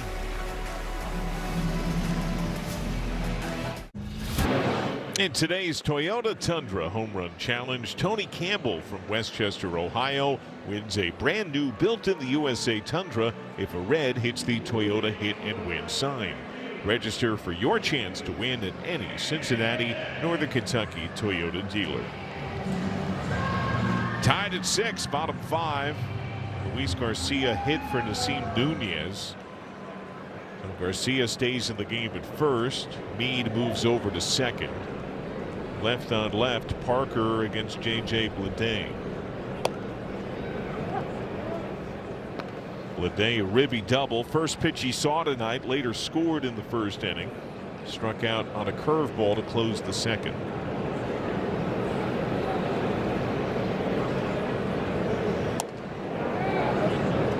He went.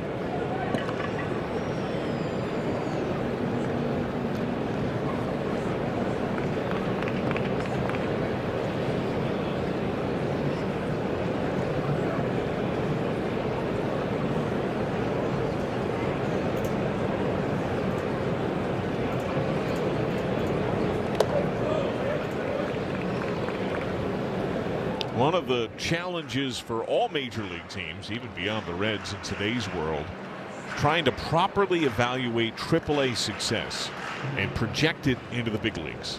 We have seen some Reds thrive at AAA, really struggle in the majors. J.J. Bleday is the opposite. He thrived at AAA and has been just about every bit as good in the big leagues. Now, he has a different body of work. He had a 40 double year in the bigs a couple of years ago, so you have a greater sense of confidence when you promote someone like Bleday.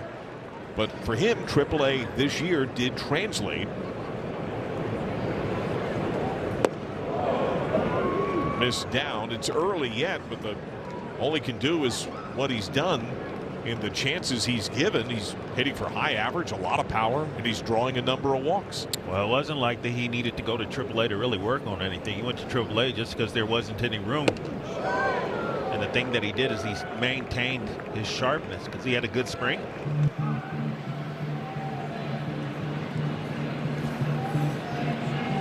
Works a lot of deeper counts. Makes some loud contact. And he gives a competitive left-on-left at bat, too. 3-2. Works the walk. He's done a nice job as a Red.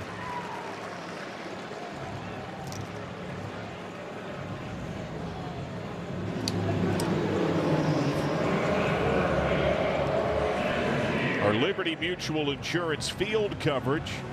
Reds in games decided by 2 or less, 13-4 this year. That's tied for the best winning percentage in the majors with the Rays. Spencer Steer has walked singled, scored twice, squared a bunt, yanked back, ball 1.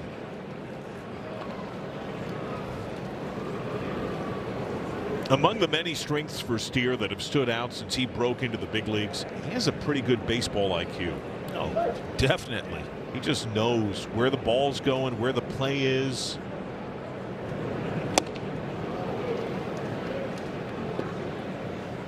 I still don't think he has played up to the level of hitter that I truly believe that he is.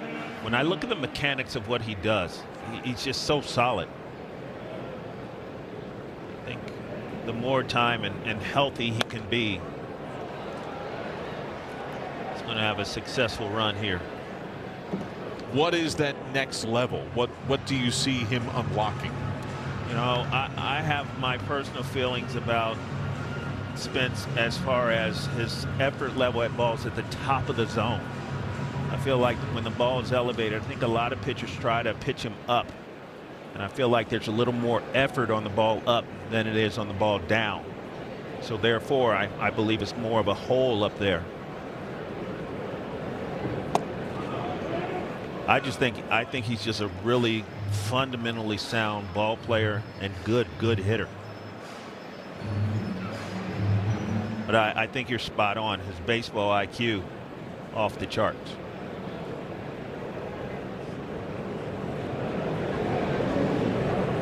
Had a tough take just there to get it to 2-2. Challenged a 2-2 pitch called a strike. Later led to a walk. Another walk and a grand slam would follow in the first inning. Drills this ball to left field. Caught at the wall by Wood. A lash by Steer is a hard out.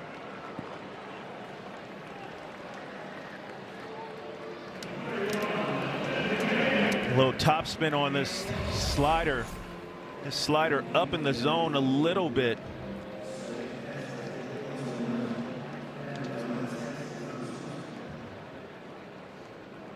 Top spin keeps that ball in the yard. Now Lowe, who has walked twice, scored once.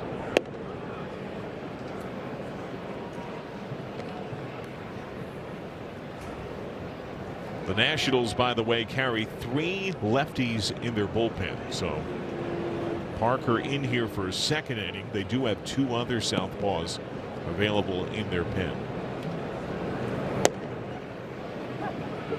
There's a chance the Reds could have a similar allotment at some point. Caleb Ferguson continues to rehab. Had a rougher outing at AAA yesterday, but he's still healthy. trying to find that feel and that command. Breaking ball swung through. Looks like Loeb will call time. And we're looking for Ferguson to make probably a couple of more rehab appearances this weekend, likely throwing both Friday and Sunday.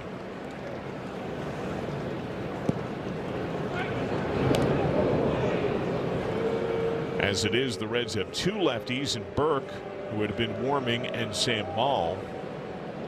And Burke's pretty competitive to lefties and righties. That's also a shared strength of Ferguson on his major league career. Swung through, strike three.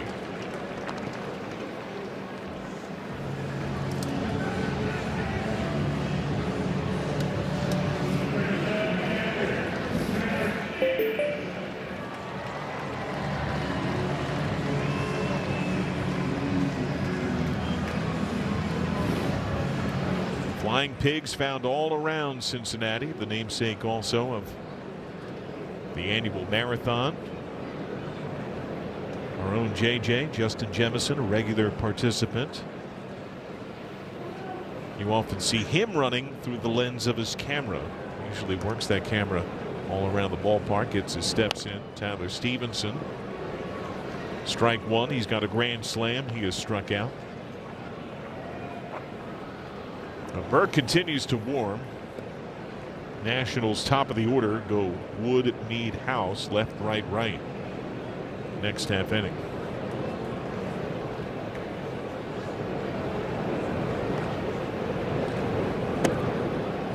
Appeal.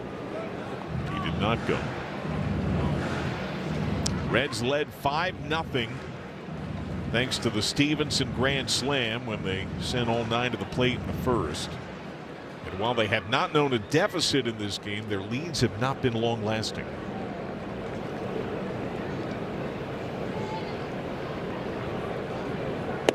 Upstairs miss. There's JJ. What's up, dude? Meeting friends in the stands, including a furry friend. Yeah, that's the shot of JJ's camera, which just has a cinematic quality.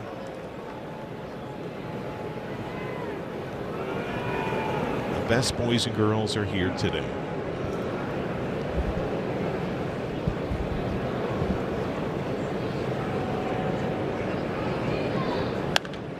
Sharp foul. Shades some of a near miss that looked like it was fair yesterday. This one was wide of the bag.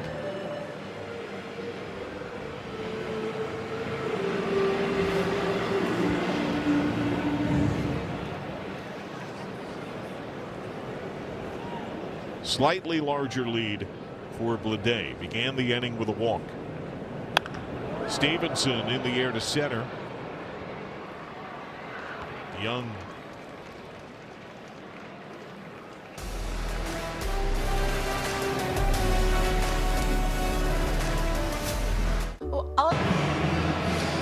Join the Reds at Great American Ballpark on Friday, May 22nd, when they open the series against the Cardinals. You can stick around after the game for a spectacular fireworks show thanks to Dupixent. Get your tickets now at reds.com/tickets. That would be a great way to start the extended Memorial Day weekend, Friday, May 22nd. Start of a 3-game set against the St. Louis Cardinals. Well, thank you, Brian. The largest abandoned subway system here in Cincinnati. That would make for a pretty good short series. One that was created and never used. I want a tour of that. That's the one thing I have yet to see here in Cincinnati, and I want to see what that looks like.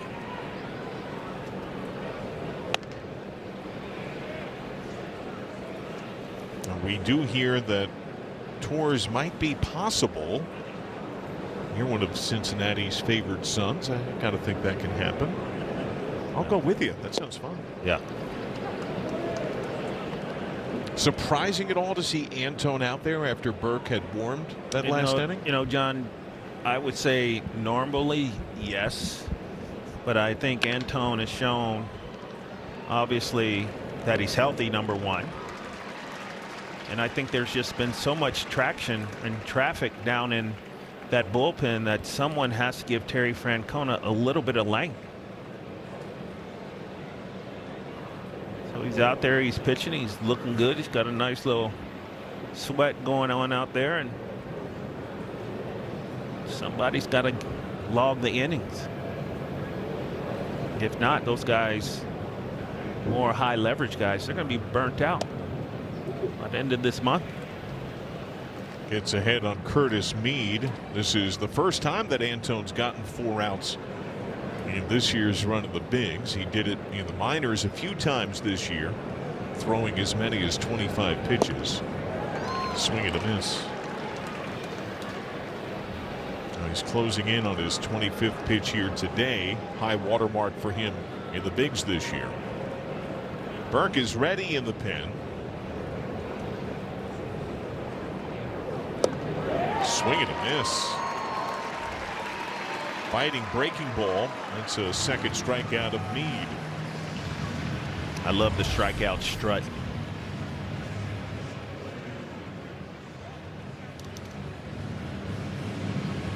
Yeah, Antone is really just dialing it up, and it's so happy for him. Now Brady House, who's 0 for 3, including a K. Antone gets ahead.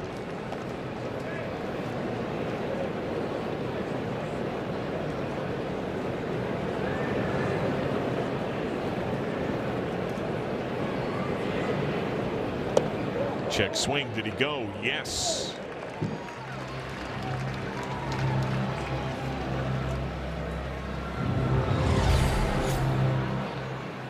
This is the longest Antone's gone in a big league game since September of 23. Left side, Stewart clean on the run. 2 innings from TJ Antone.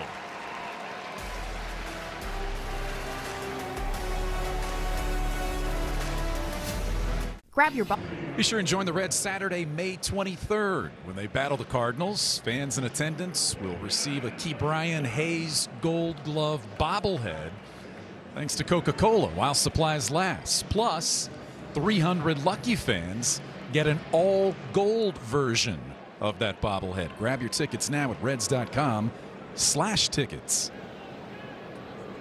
Oh, thank you, Geezy. Blake Dunn standing in to pinch hit for TJ Friedl.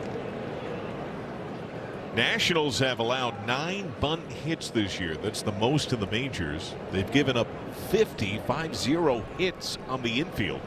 Only the Blue Jays have allowed more. So you got a burner in Dunn, who rips through strike 2. We saw him Sunday against the Astros. He doubled and walked, went 1 for 3. On Thursday in Chicago, he got the start, had 2 hits, and he homered against the Cubs.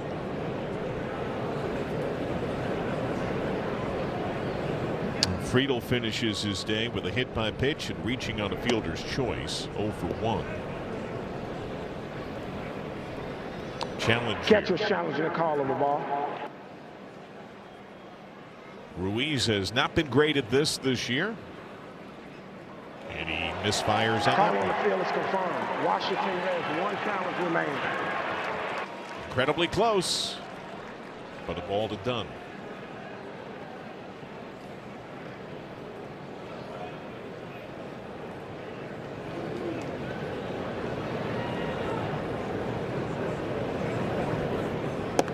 Way outside. Now Parker is not your average reliever. Did start overwhelmingly in the last 2 years. They have a few different long men. They've used openers for Michaelis.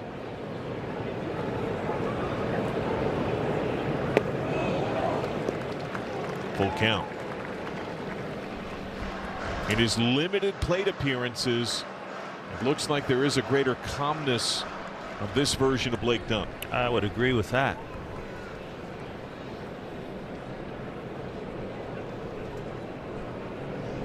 Three-2. Foul tip, strike 3.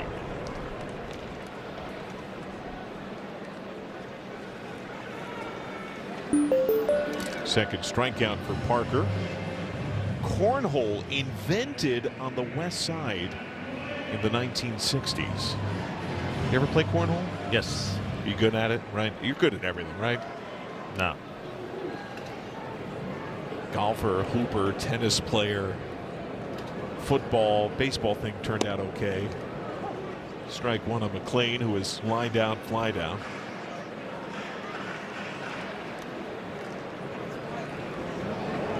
Now the real question is, can you chug while you're tossing a cornhole? Chug and I do not get along. It's one thing I cannot do. McLean was robbed by a tumbling Nunez, whistled a ball up the middle, third inning. Reds wound up stranding a man in scoring position.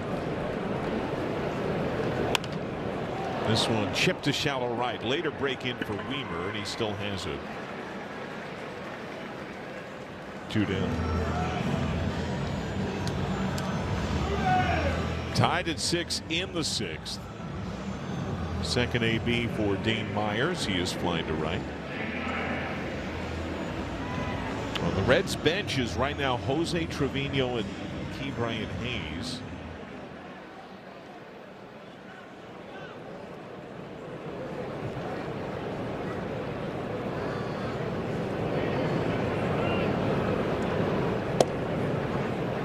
Strike one.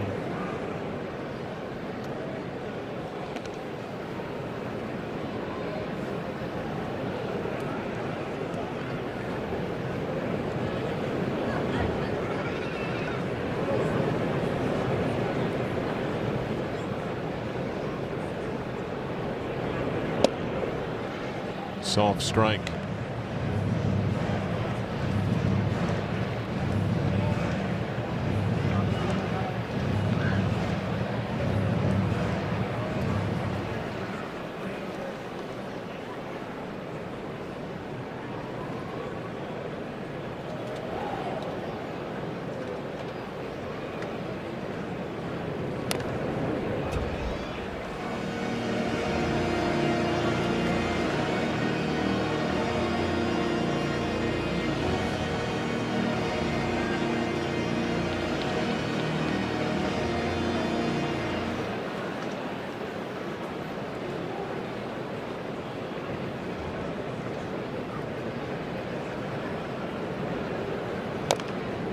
Fouled at the plate by Myers. Myers playing time down a bit of late. We didn't see a ton of him in the Astros series. A lot of those ABs were going to Will Benson that set.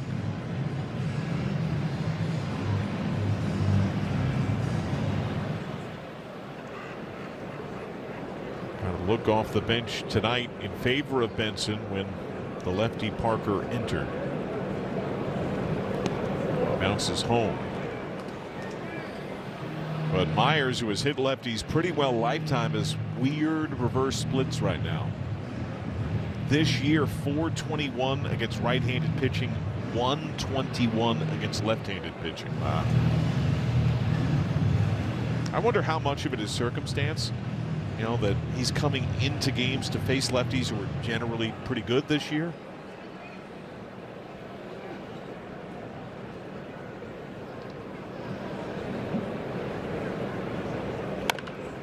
Top to short, Abrams backing up, steps into it.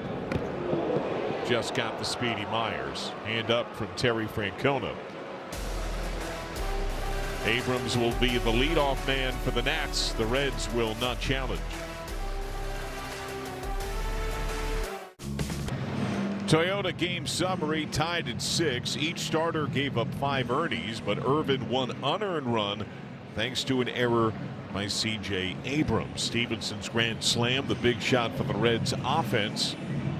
Abrams' defense, his 8th error of the year, most among all major league shortstops, second most by any position player this year. He leads it off left on left. New man on the mound is the Reds' Brock Burke.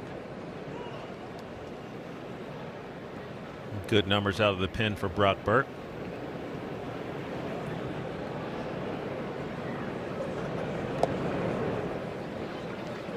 Last time we saw him was in that Houston series on Saturday. Only threw 8 pitches in that game.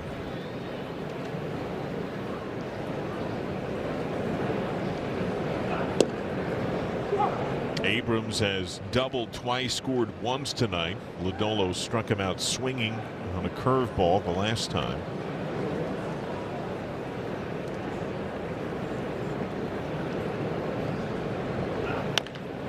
Bounce to short. De La Cruz, fast runner on a bounce, just got him.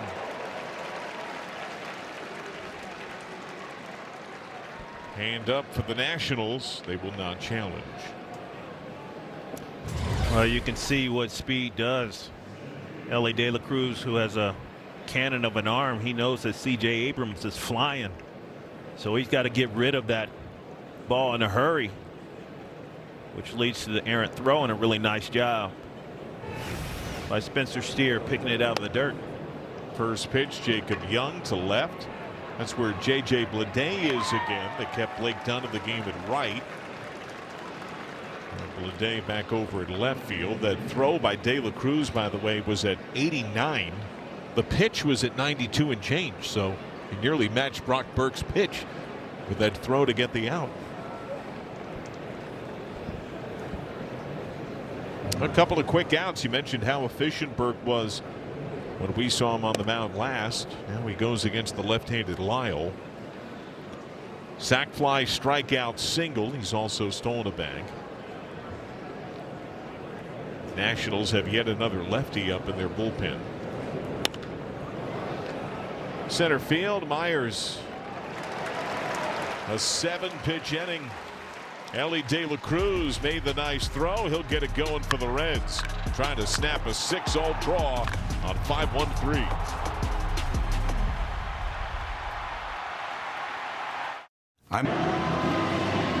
Tied at 6, 7th inning. Starters have been long gone. Another lefty out of the Nationals pen. It is Richard Lovelady. A lot of sweepers for Lovelady. 43% of his pitches from the left side of the sweeper variety. He'll sink it, and a slider. Elly De La Cruz down and in, almost got him. He is singled, scored, struck out, grounded out.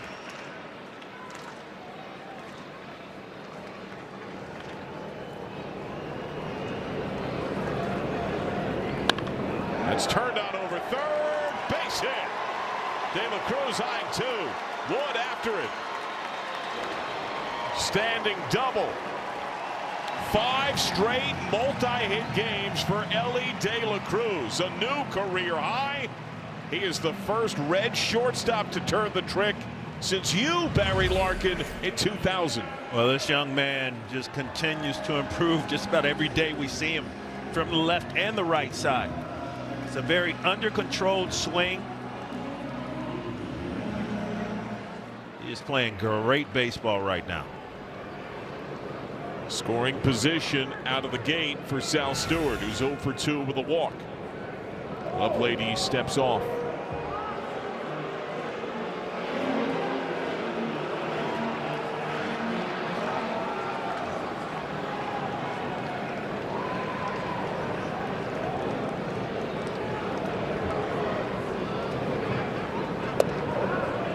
There is that sweeper you talk about, 1-0.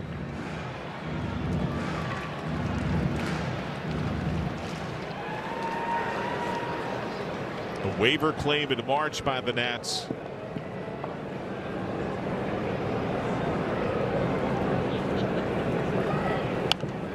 Fouled away.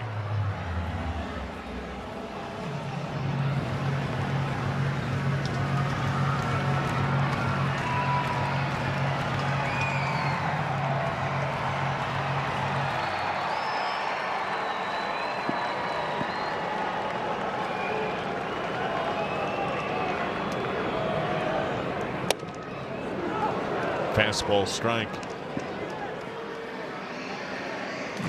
He's bounced around quite a bit, including volleying between the Mets and the Nationals in the division.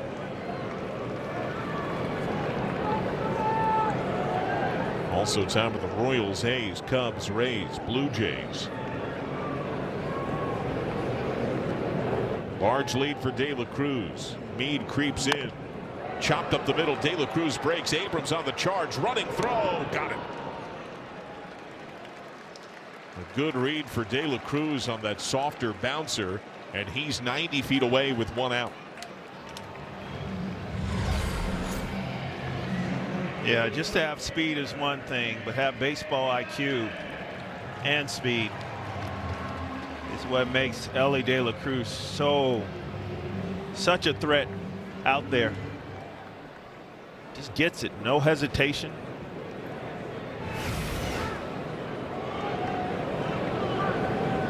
Infield cheats in, left on left Bleday. Ribby double, walk and a run scored today. Fouled away.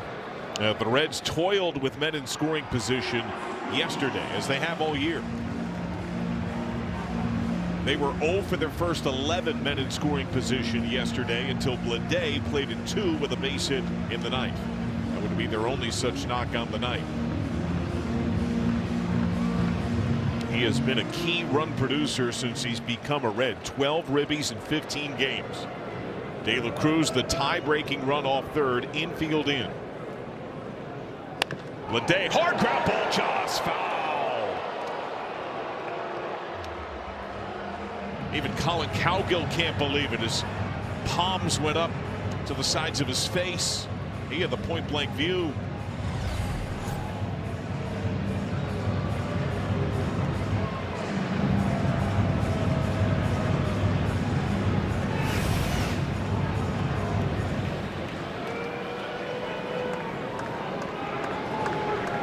Reds have 2 hits men in scoring position tonight, one by Bleday. That bounces home, blocked by Ruiz.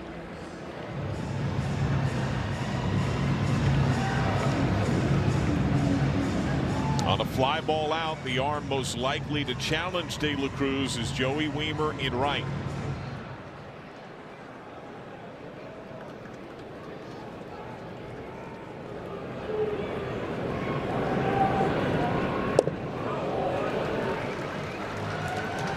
Bleday has been more than base hits. He has had some good takes against righties and lefties.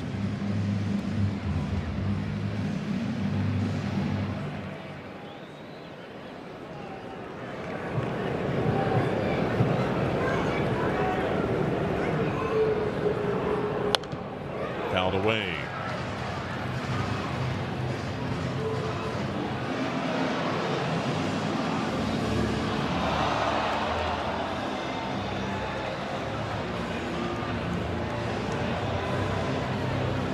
The inning began with the De La Cruz double. Stewart's ground ball got him to third.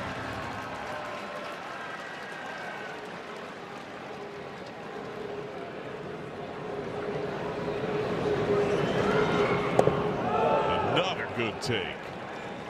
That's Lovelady's best pitch, and he just spit on it.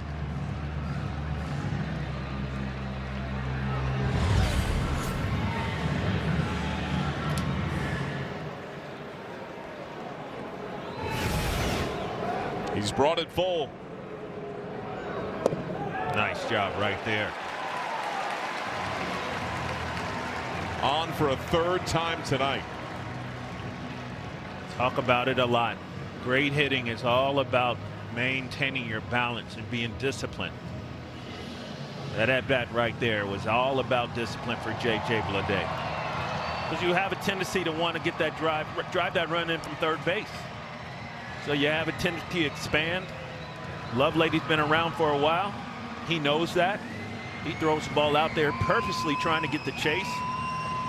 J.J. Bleday lays off. Past the baton. It gives a chance for Spencer Steer, who's had his own strong night. He's had a really good couple of weeks. A walk, a base hit, has scored twice. The lone time he was retired, he pulled an upstairs breaking ball to the wall where it was caught by James Wood, crashing into that fencing in front of the electronic signage. Yeah, I thought that ball off the bat was out of here. It had a little bit of topspin. James Woods used all that 6'7" frame to get that baseball. Bleday held on by Garcia. Strike one.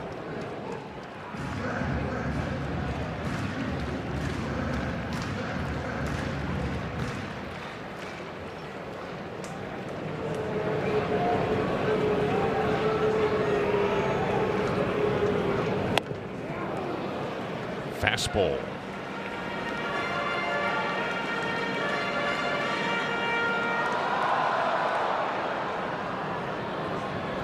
Time for Steer.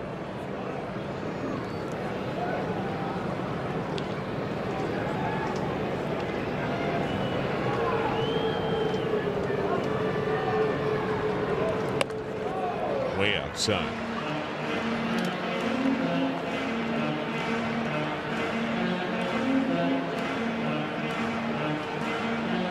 Lovelady can use the handle now and then. He's hit a batter a dozen times. He already has buzzed Steer once up and in with a fastball. Bounce to short. Abrams second. Killer double play. Reds had a leadoff double. Failed to plate a go-ahead run. So I hammer the. Spend Memorial Day weekend at GABP. Your Reds face the Cardinals in a 3-game set, May 22nd through the 24th, presented by Dupixent. Grab your tickets now, Reds.com/tickets.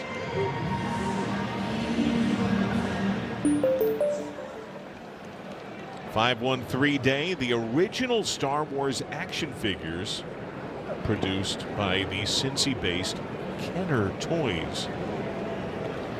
Talking to our producer, Kent Dreamweaver, who shot some video of those early days.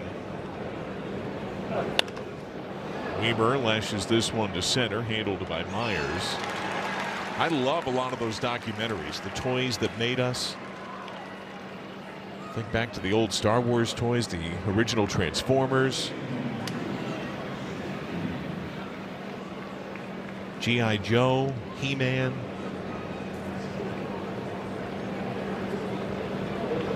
Dream references the Evel Knievel cycle that would actually move. That was in the zone for a strike.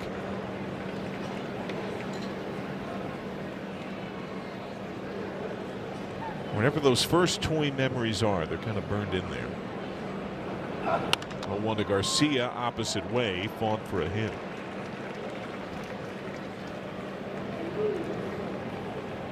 So that snaps the string of 10 straight Nationals retired.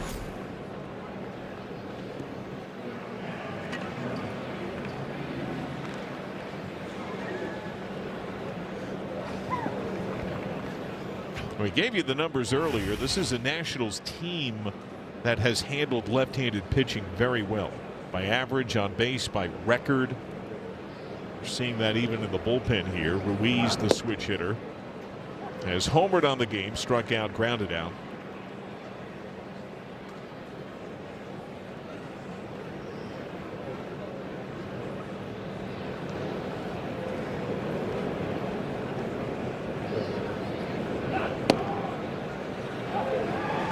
Do you have any toys you liked as a kid? Rock'em Sock'em robots. Ooh. I remember seeing them in a pharmacy window when I was probably like kindergarten age. Lifted left side. See, Ellie De La Cruz took his eyes off that ball a little bit just to check to see where Ruiz was. I believe he was, if that wasn't an infield fly rule call, he was considering letting that ball drop. That's what I'm talking about. Those little small nuance type of things is what I'm saying. Little insight to the high baseball IQ of that guy. Ball one to James Wood. ABS challenge by Stevenson. Catcher's challenge the call of the ball. Because you could trade the catcher to run instead of Garcia. That is a strike. Stevenson remains strong. Overturned. Cincinnati has 2 challenges remaining. In his challenge game, a Reds opponent did that this year. I think it was Miami, and traded Gino Suarez running for a speedier man who was in front of him.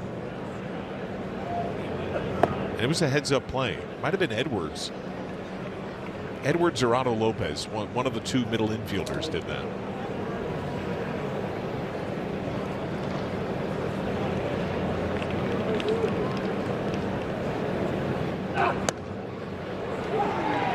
You can see the effort Burke put into that pitch at 98. This is a big spot. Wood is a dangerous hitter, and he does handle lefties pretty well.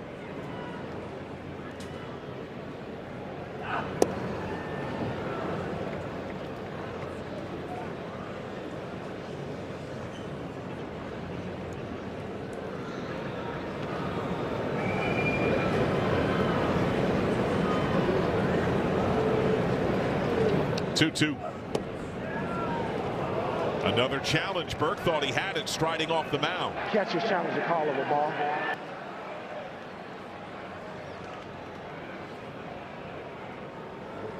Strike. Call on the field is overturned. Cincinnati 2 challenges remaining. Stevenson has hit a grand slam. He has won 3 strikes on challenge catching tonight.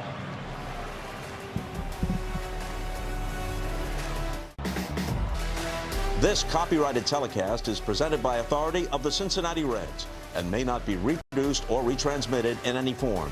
And the accounts and descriptions of this game may not be disseminated without the express written consent of the Cincinnati Reds.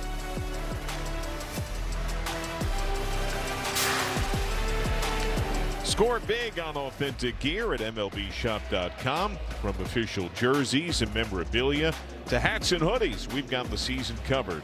Visit MLBshop.com/Reds, the official source for your Cincinnati Reds gear. Not sure if Roscoe's around. Duke boys. First pitch strike. New man on the mound, the 6'7" Orlando Revolta.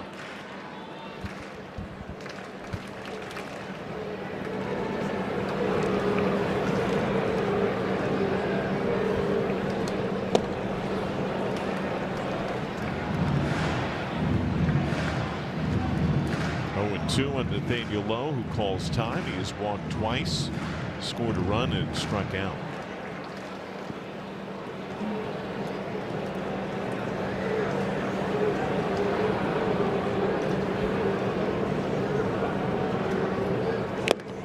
Foul tip, strike 3. High fastball. It's tough to catch up to it. It's about 95 miles an hour.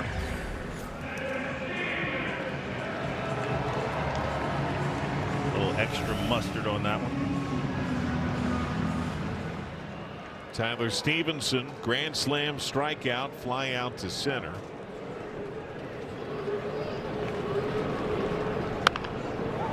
Rolled left side. Handled by House, 2 down.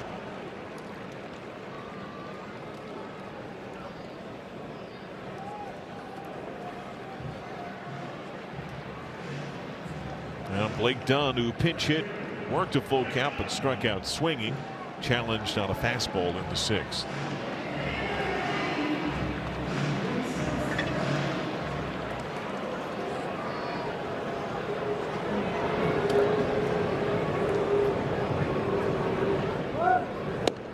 Bunt yanked back, strike 1.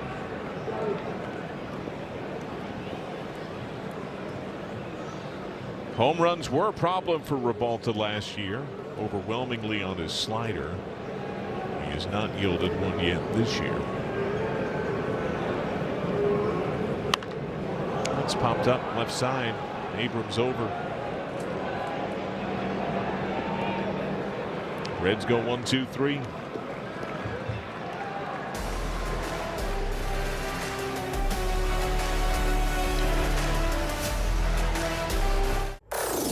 Cincinnati Reds baseball is presented by Bet365, where winning is everything, and by UC Health. Expect more at UCHealth.com.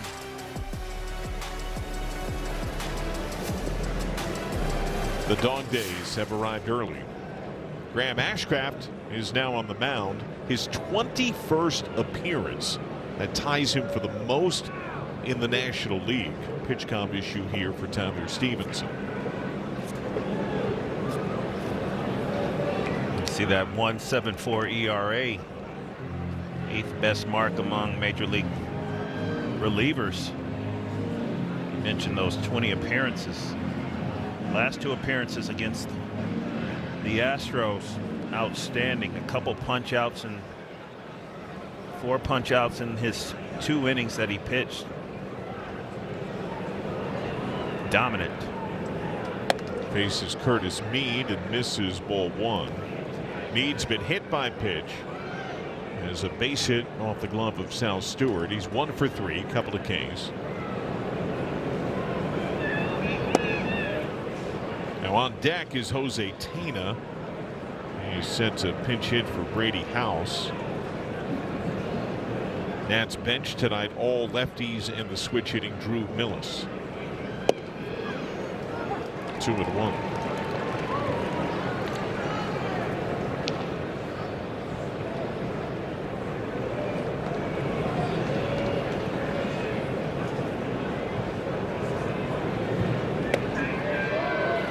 Misfire low. Mead hails from Australia. His dad, a legend in the Australian League, known for his Rolls-Royce swing. He does not have to move the bat here. Takes a 5-pitch walk. Word now from Auto Owners Insurance. We customize your policy, so when the unexpected happens, you know you're covered. That's simple human sense. Well, Stevenson out to talk about Tena, who was the starting DH last night, had an RBI double, also line to right, finished 1 for 5. He stands in for House, who ends his day 0 for 4.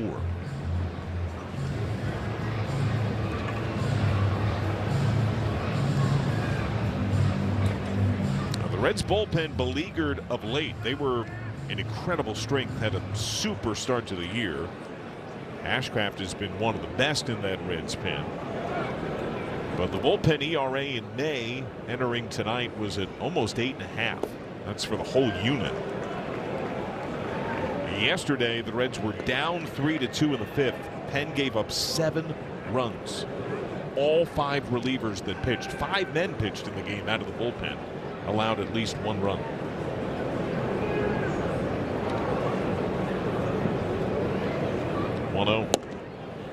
Tonight, TJ Antone gave his longest outing since 2023, 1 run over 2 innings. Brock Burke went 2 scoreless innings.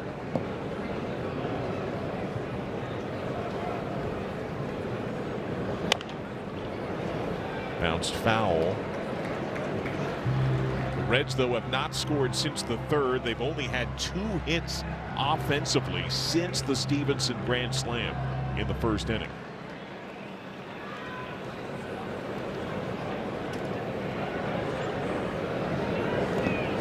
In the dirt, Stevenson, good job to corral it. Holds Mead firm at first.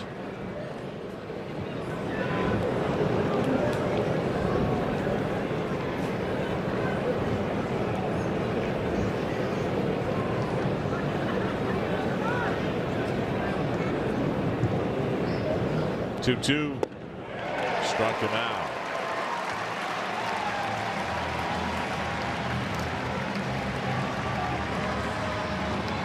Really good depth on the slider right here. Straight downhill.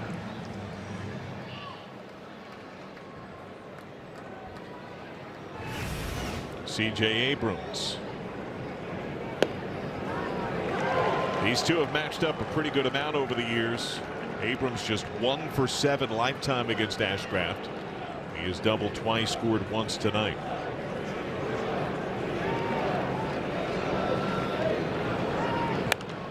Popped up. Ashcraft points on high. Stewart angling in. Weaves underneath to make the play. 2 away.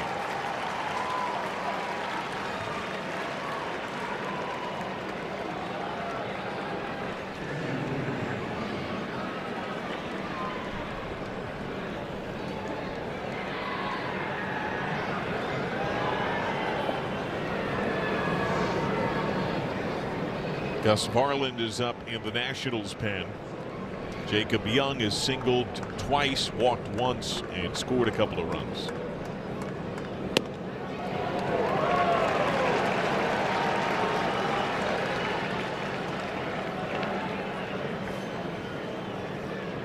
Reds pitching with 10 strikeouts tonight.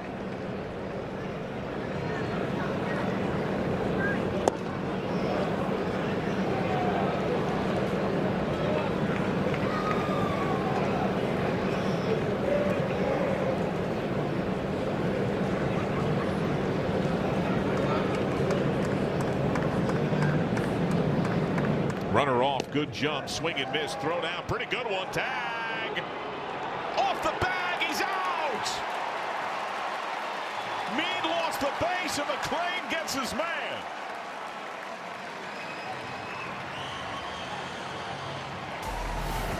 Well, let's see if we can win it in the bottom. Looked like he was safe, but he did come off that bag.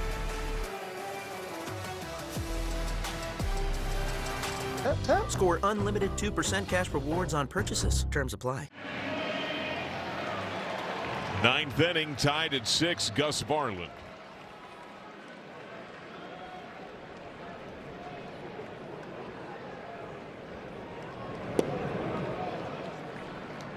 Four-seam fastball, slider, and a changeup from Varland.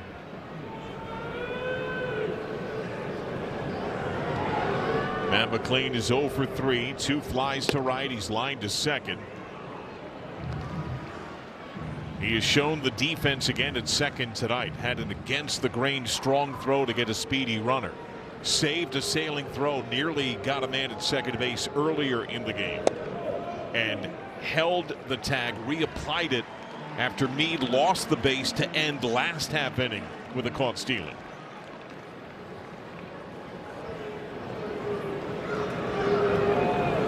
Tana has stayed in the game at second. Meade now mans third. Rocked by McClain down the left field line. Fair ball, extra bases. One after it. McClain darts to second. A standing double to set the stage in the home ninth.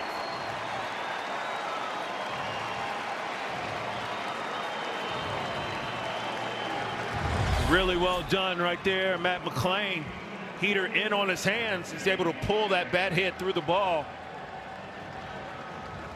Keep it fair down that left field line. Not a bad pitch from Varland. It's certainly a good swing. Corners crash, believing bunt from Dane Myers. He squares. And a step off by Varland. See Garcia way in.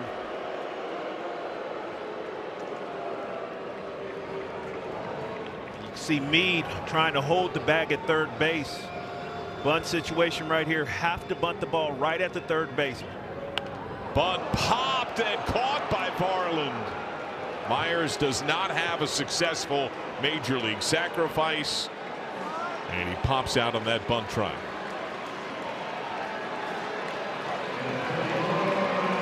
So it's Ellie De La Cruz, who's on one of the better tears we have seen from him since the first 2-week extravaganza when he broke into the big leagues in 2023. A career high 5th straight multi-hit game. His longtime running mate Matt McClain off second. De La Cruz takes strike 1. First base open, so you would assume they're going to be very careful with pitching to Ellie De La Cruz, which is why Sal Stewart hitting behind him and being hot right now is so important. Big swing comes up empty. He's in an 0-2 hole. In what's been his most balanced season to date, De La Cruz a chance to deliver something he's not done yet. He does not have a walk-off winner. Down and in. He doubled to begin the 7th. Reds could not get him home.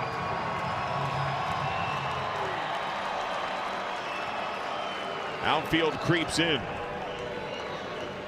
Wood very shallow and left. Up and in on De La Cruz.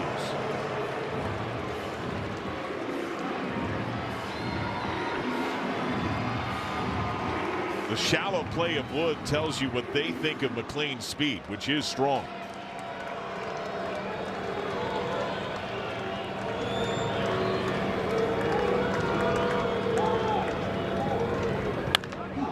That shot to left center. Wood fading back. McLean is halfway. Wood makes the catch. McLean retreats. Fly ball out, 2 down.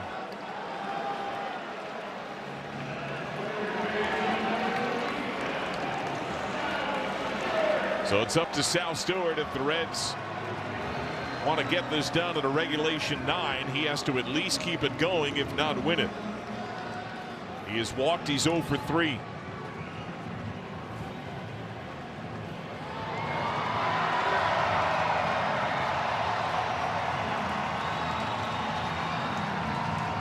In a far different body of work than the more experienced De La Cruz, Sal Stewart, who still qualifies as a rookie, does not yet have his own walk-off moment yet.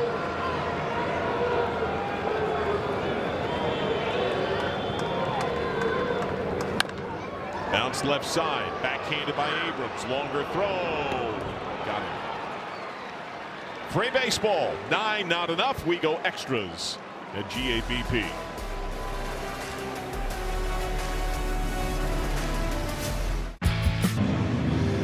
Extra innings at Great American Ballpark tonight. Each of these teams has seen extras this season. 5 times for the Reds, 6 times for the Nats.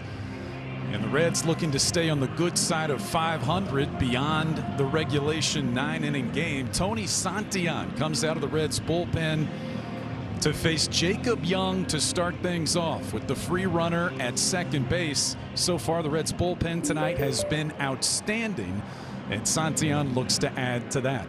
One more 5-1-3 day note.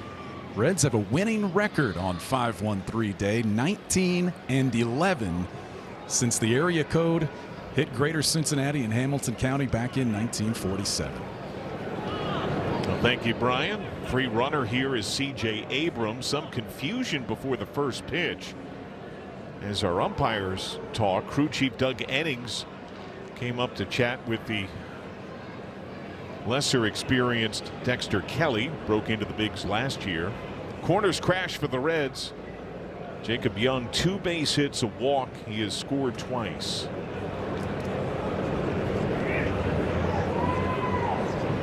No sign of bunt. Strike 1. Most teams on the road choose not to bunt in this situation. They generally try to play for 2 runs. So that way the home opponent can't try to mirror and match and bunt right at the outset. 0-2. Saw Santillan last night, did not go well. He got 1 out. He gave up a 2-run homer to Brady House. Here's a big chance for Santillan. Trying to keep it tied in extras.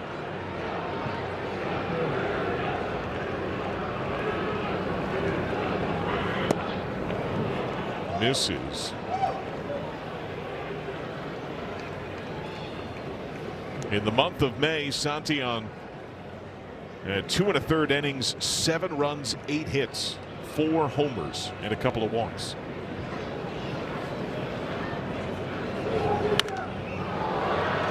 Center field, Myers. Abrams swiveled the head. He goes back to tag. He bluffs, goes halfway, strong throw in. Myers is blessed with one of the best outfield arms in the game. 1 down.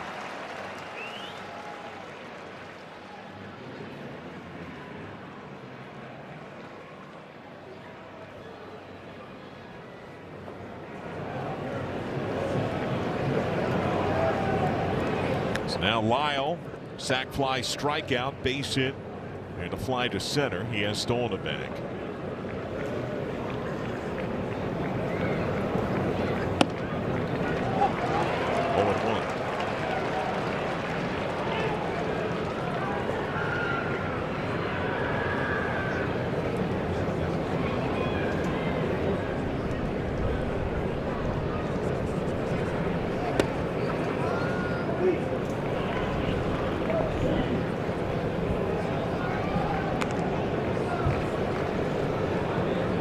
Jorby Bebos is on deck to pinch hit.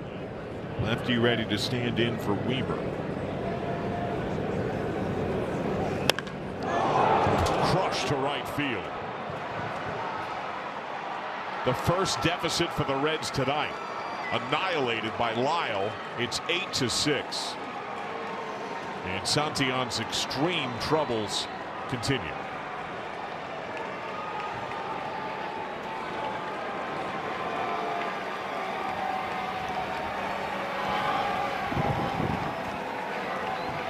That's the third of the series for Lyle. Well, we've seen the heater up to 95, 96 miles an hour. That was the slurve right there. Not a lot of bite to it. Lyle has had himself some kind of series so far. So now with the lead, they let Weimer hit because Weimer is a very good defender, has a great arm, and they have a 2-run advantage. 0-2. Weimer an RBI double. He walked bases loaded for a bit. He has scored a run.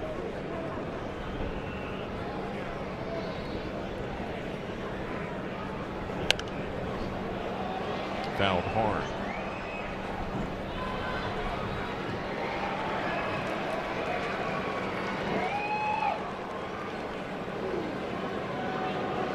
P.J. Poulin, the lone remaining lefty in the Nationals pen, now warms. Up and in. And Lark, this is majorly concerning for the Reds. Not only are you down 8-6 tonight, the Reds are now on the wrong side of a score that could see them fall for the 10th time in 12 games. 1-2. Front door miss. Helmet tap by Stevenson. Catch your challenge, your call of the ball.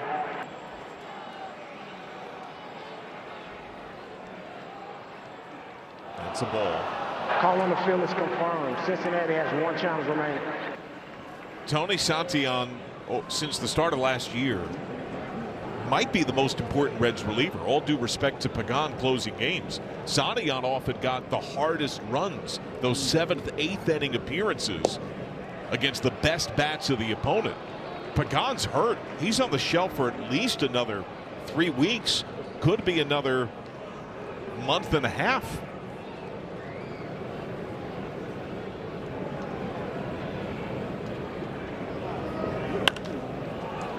High fly right field. This is not one bad outing. This is 2.5 really rough weeks. Yeah, well, it certainly is concerning. Tony is such an important part. Continues to be that bridge guy. He's had some success, but listen, everybody goes through it. Everyone goes through struggles. It's how you come out of them. You got to just keep grinding. You have to have a short memory.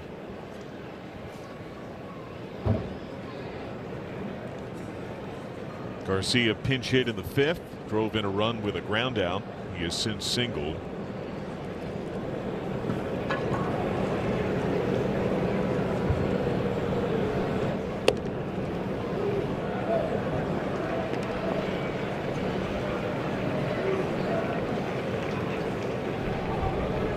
The Reds had a 5-0 lead in the first inning. They had not known a deficit tonight until that Lyle homer here in the 10th.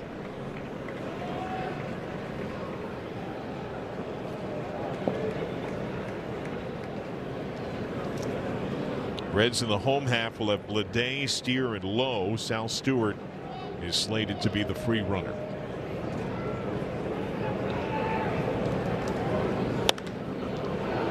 In the air to right, done.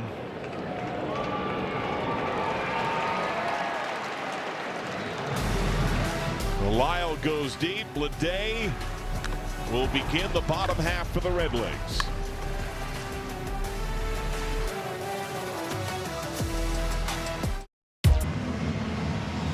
Reds need at least 2, bottom 10. They'll take on the third different Nationals lefty out of the bullpen tonight, P.J. Poulin. Out of his last, he's really good numbers out of the pen. It's been last 14 outings, 12 outings and scoreless. It's been really good. Waiver claim in August. Time with the Tigers and Rockies. That's who he broke in with. Sal Stewart, the free runner, left on left. J.J. Bleday on 3 times tonight. Ribby double, 2 walks, has scored a run. Down 0-1. Luis Garcia guards the line at first. Jorbit Bibas had been shown as a possible pinch hitter. He instead comes on defensively at third base. Meade is back at second. Jose Tena's now out of the game. So it looks like Bibas is batting in that third position.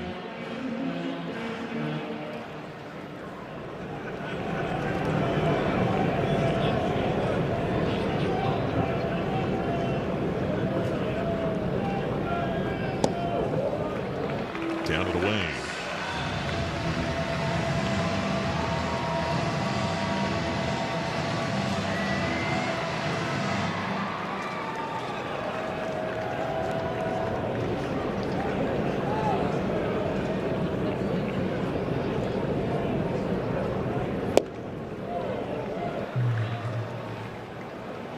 ABS. Catcher's challenge a call of the ball.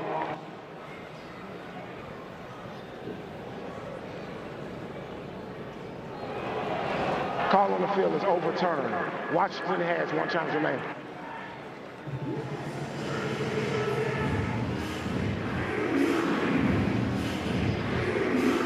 Remember, you get a challenge in each extra inning if you enter with none. You do not get a second one added. Fouled away.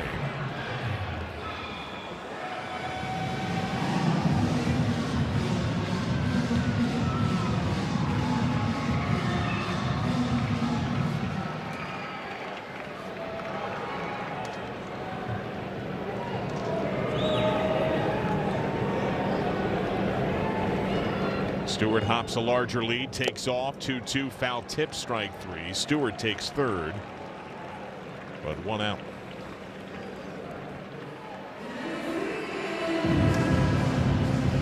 They do credit a steal for Stewart, so he's got 2 tonight. He's now 10 for 10 on his year and career.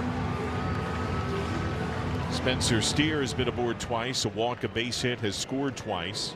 His line to left, it bounced into a double play.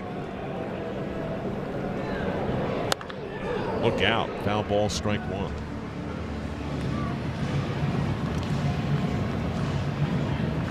And it's been changed from stolen base to defensive indifference. So he has 1 steal tonight, and he's 9 for 9.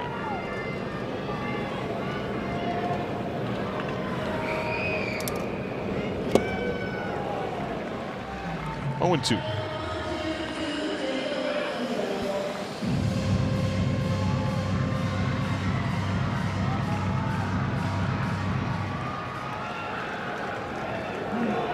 Bibas guards the line at third.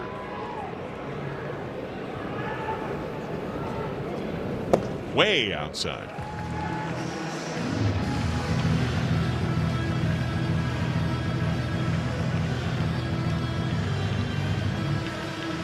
Just in case, Sam Maul is up. If the Reds can rally here and tie it, should they need a pitcher for the 11th. Way in, almost hit him.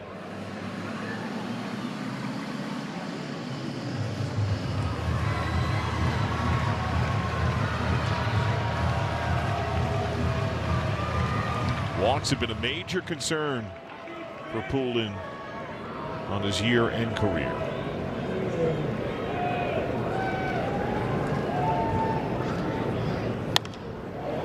Fouled opposite way.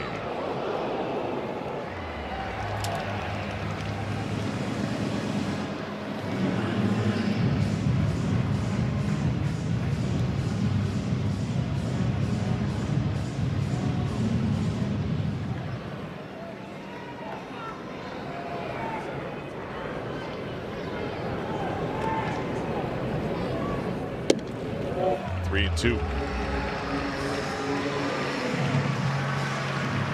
2 years in the bigs, almost 5 walks per 9. That's a lot. This year it's closer to 5.5 walks per 9. Tying run at the plate. 3-2. Fouled away.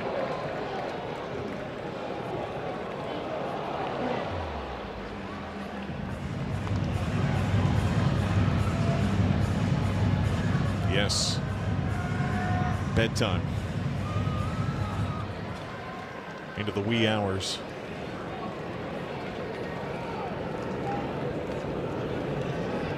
Three-two again. Steer lifts left field. Gone! Aided by a Reds fan. The Nationals outfield points, and they're going to send Steer back. It looked like that was going to hit just below the yellow line. A fan reached over and corralled that flying baseball. If that had ricocheted off the high part of the wall, what could have happened for the batter runner? Our umpires converge.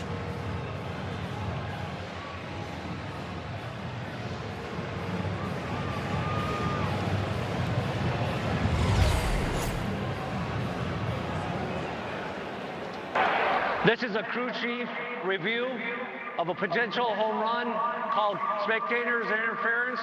Runner on second base. That was right at the yellow line. Yeah, it was.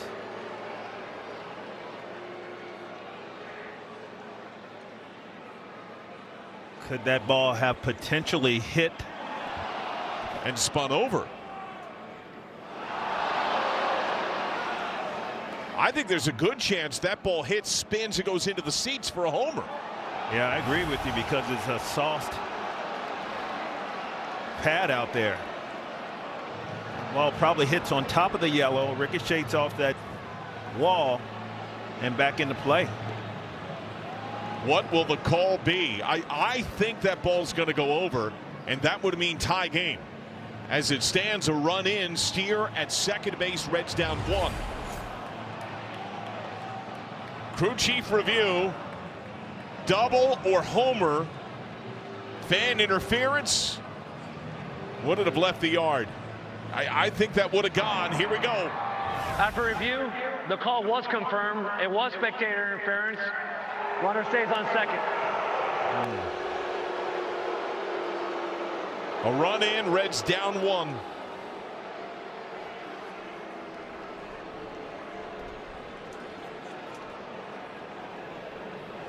Really great at bat by Spencer Steer, staying disciplined, fouling off a few pitches to get one that he could handle.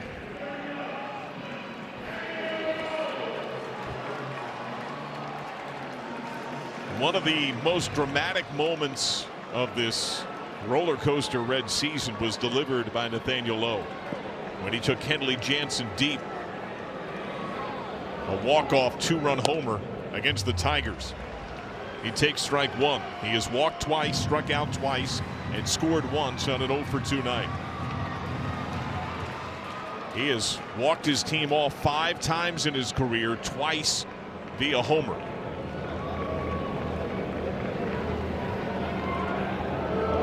Awkward step off there by Poole.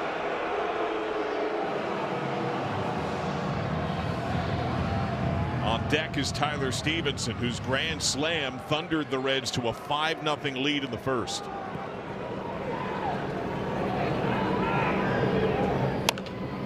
Chopped right side. Garcia gathers, Steer to third. And Stevenson, who had the major spark at the start, is now the last man standing with 2 down, trailing by a run.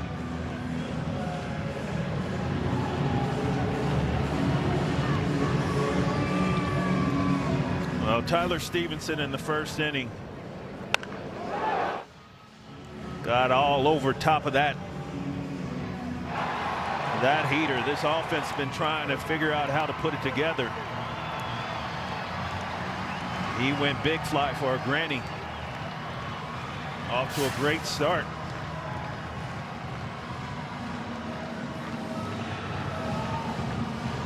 Simon Matthews was the Reds' assistant pitching coach last year. More time with Stevenson than any man on that national staff. Since the granny, a strikeout. He's flied to center. He is grounded out to third base.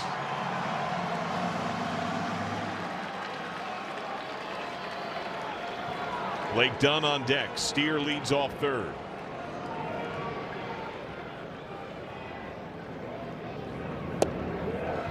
Ball one.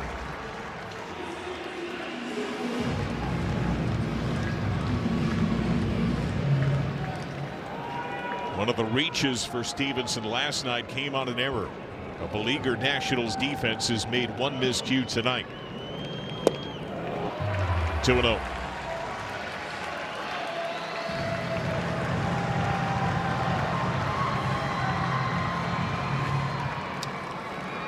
If not for fan interference, could Steer have forged a tie that held him to second base?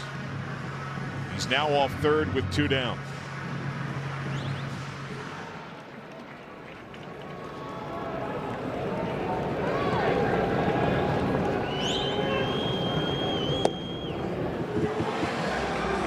Two and one. Stevenson has been excellent at ABS challenge tonight behind the plate. You get no extra credit for keeping it after a game. Reds have one here, 2-1.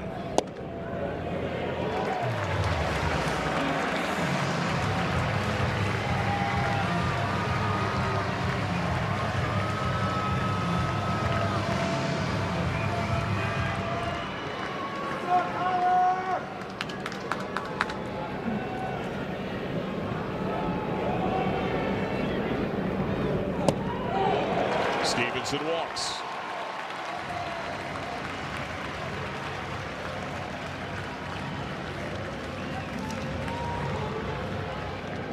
Two on for Blake Dunn.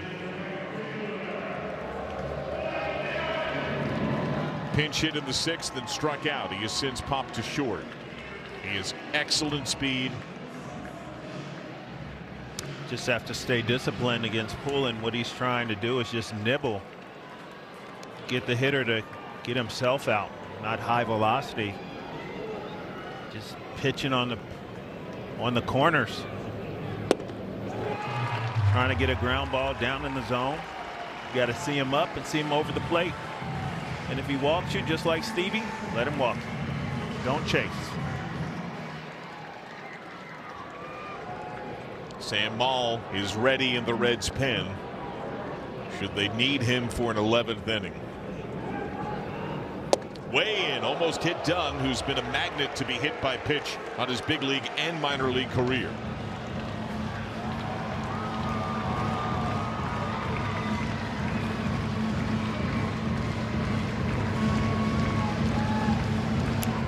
You don't give him the take, but you got to be disciplined. One pitch in one location, let it eat. 2-0.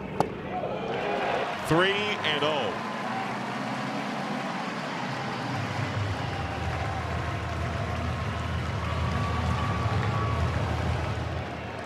There is no action in the Nationals' pen.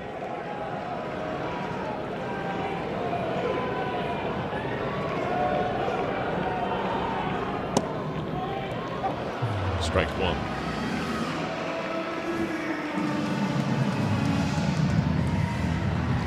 Continue to be disciplined right here.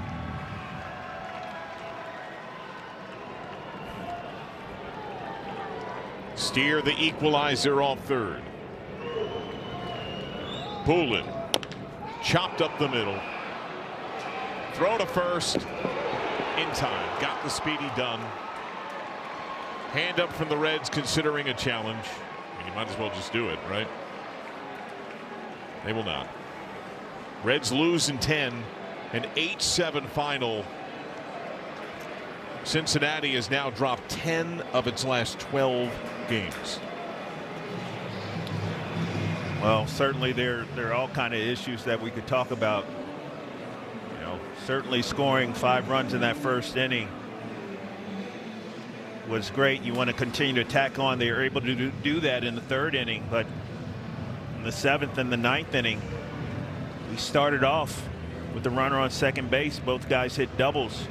It didn't push those runs across. Certainly we have to figure out the bullpen. Another deflating loss. That really is the right word tonight. Post game still to come. In 10, the Nationals have secured the series. The Reds blow a 5-0 lead and lose 8-7.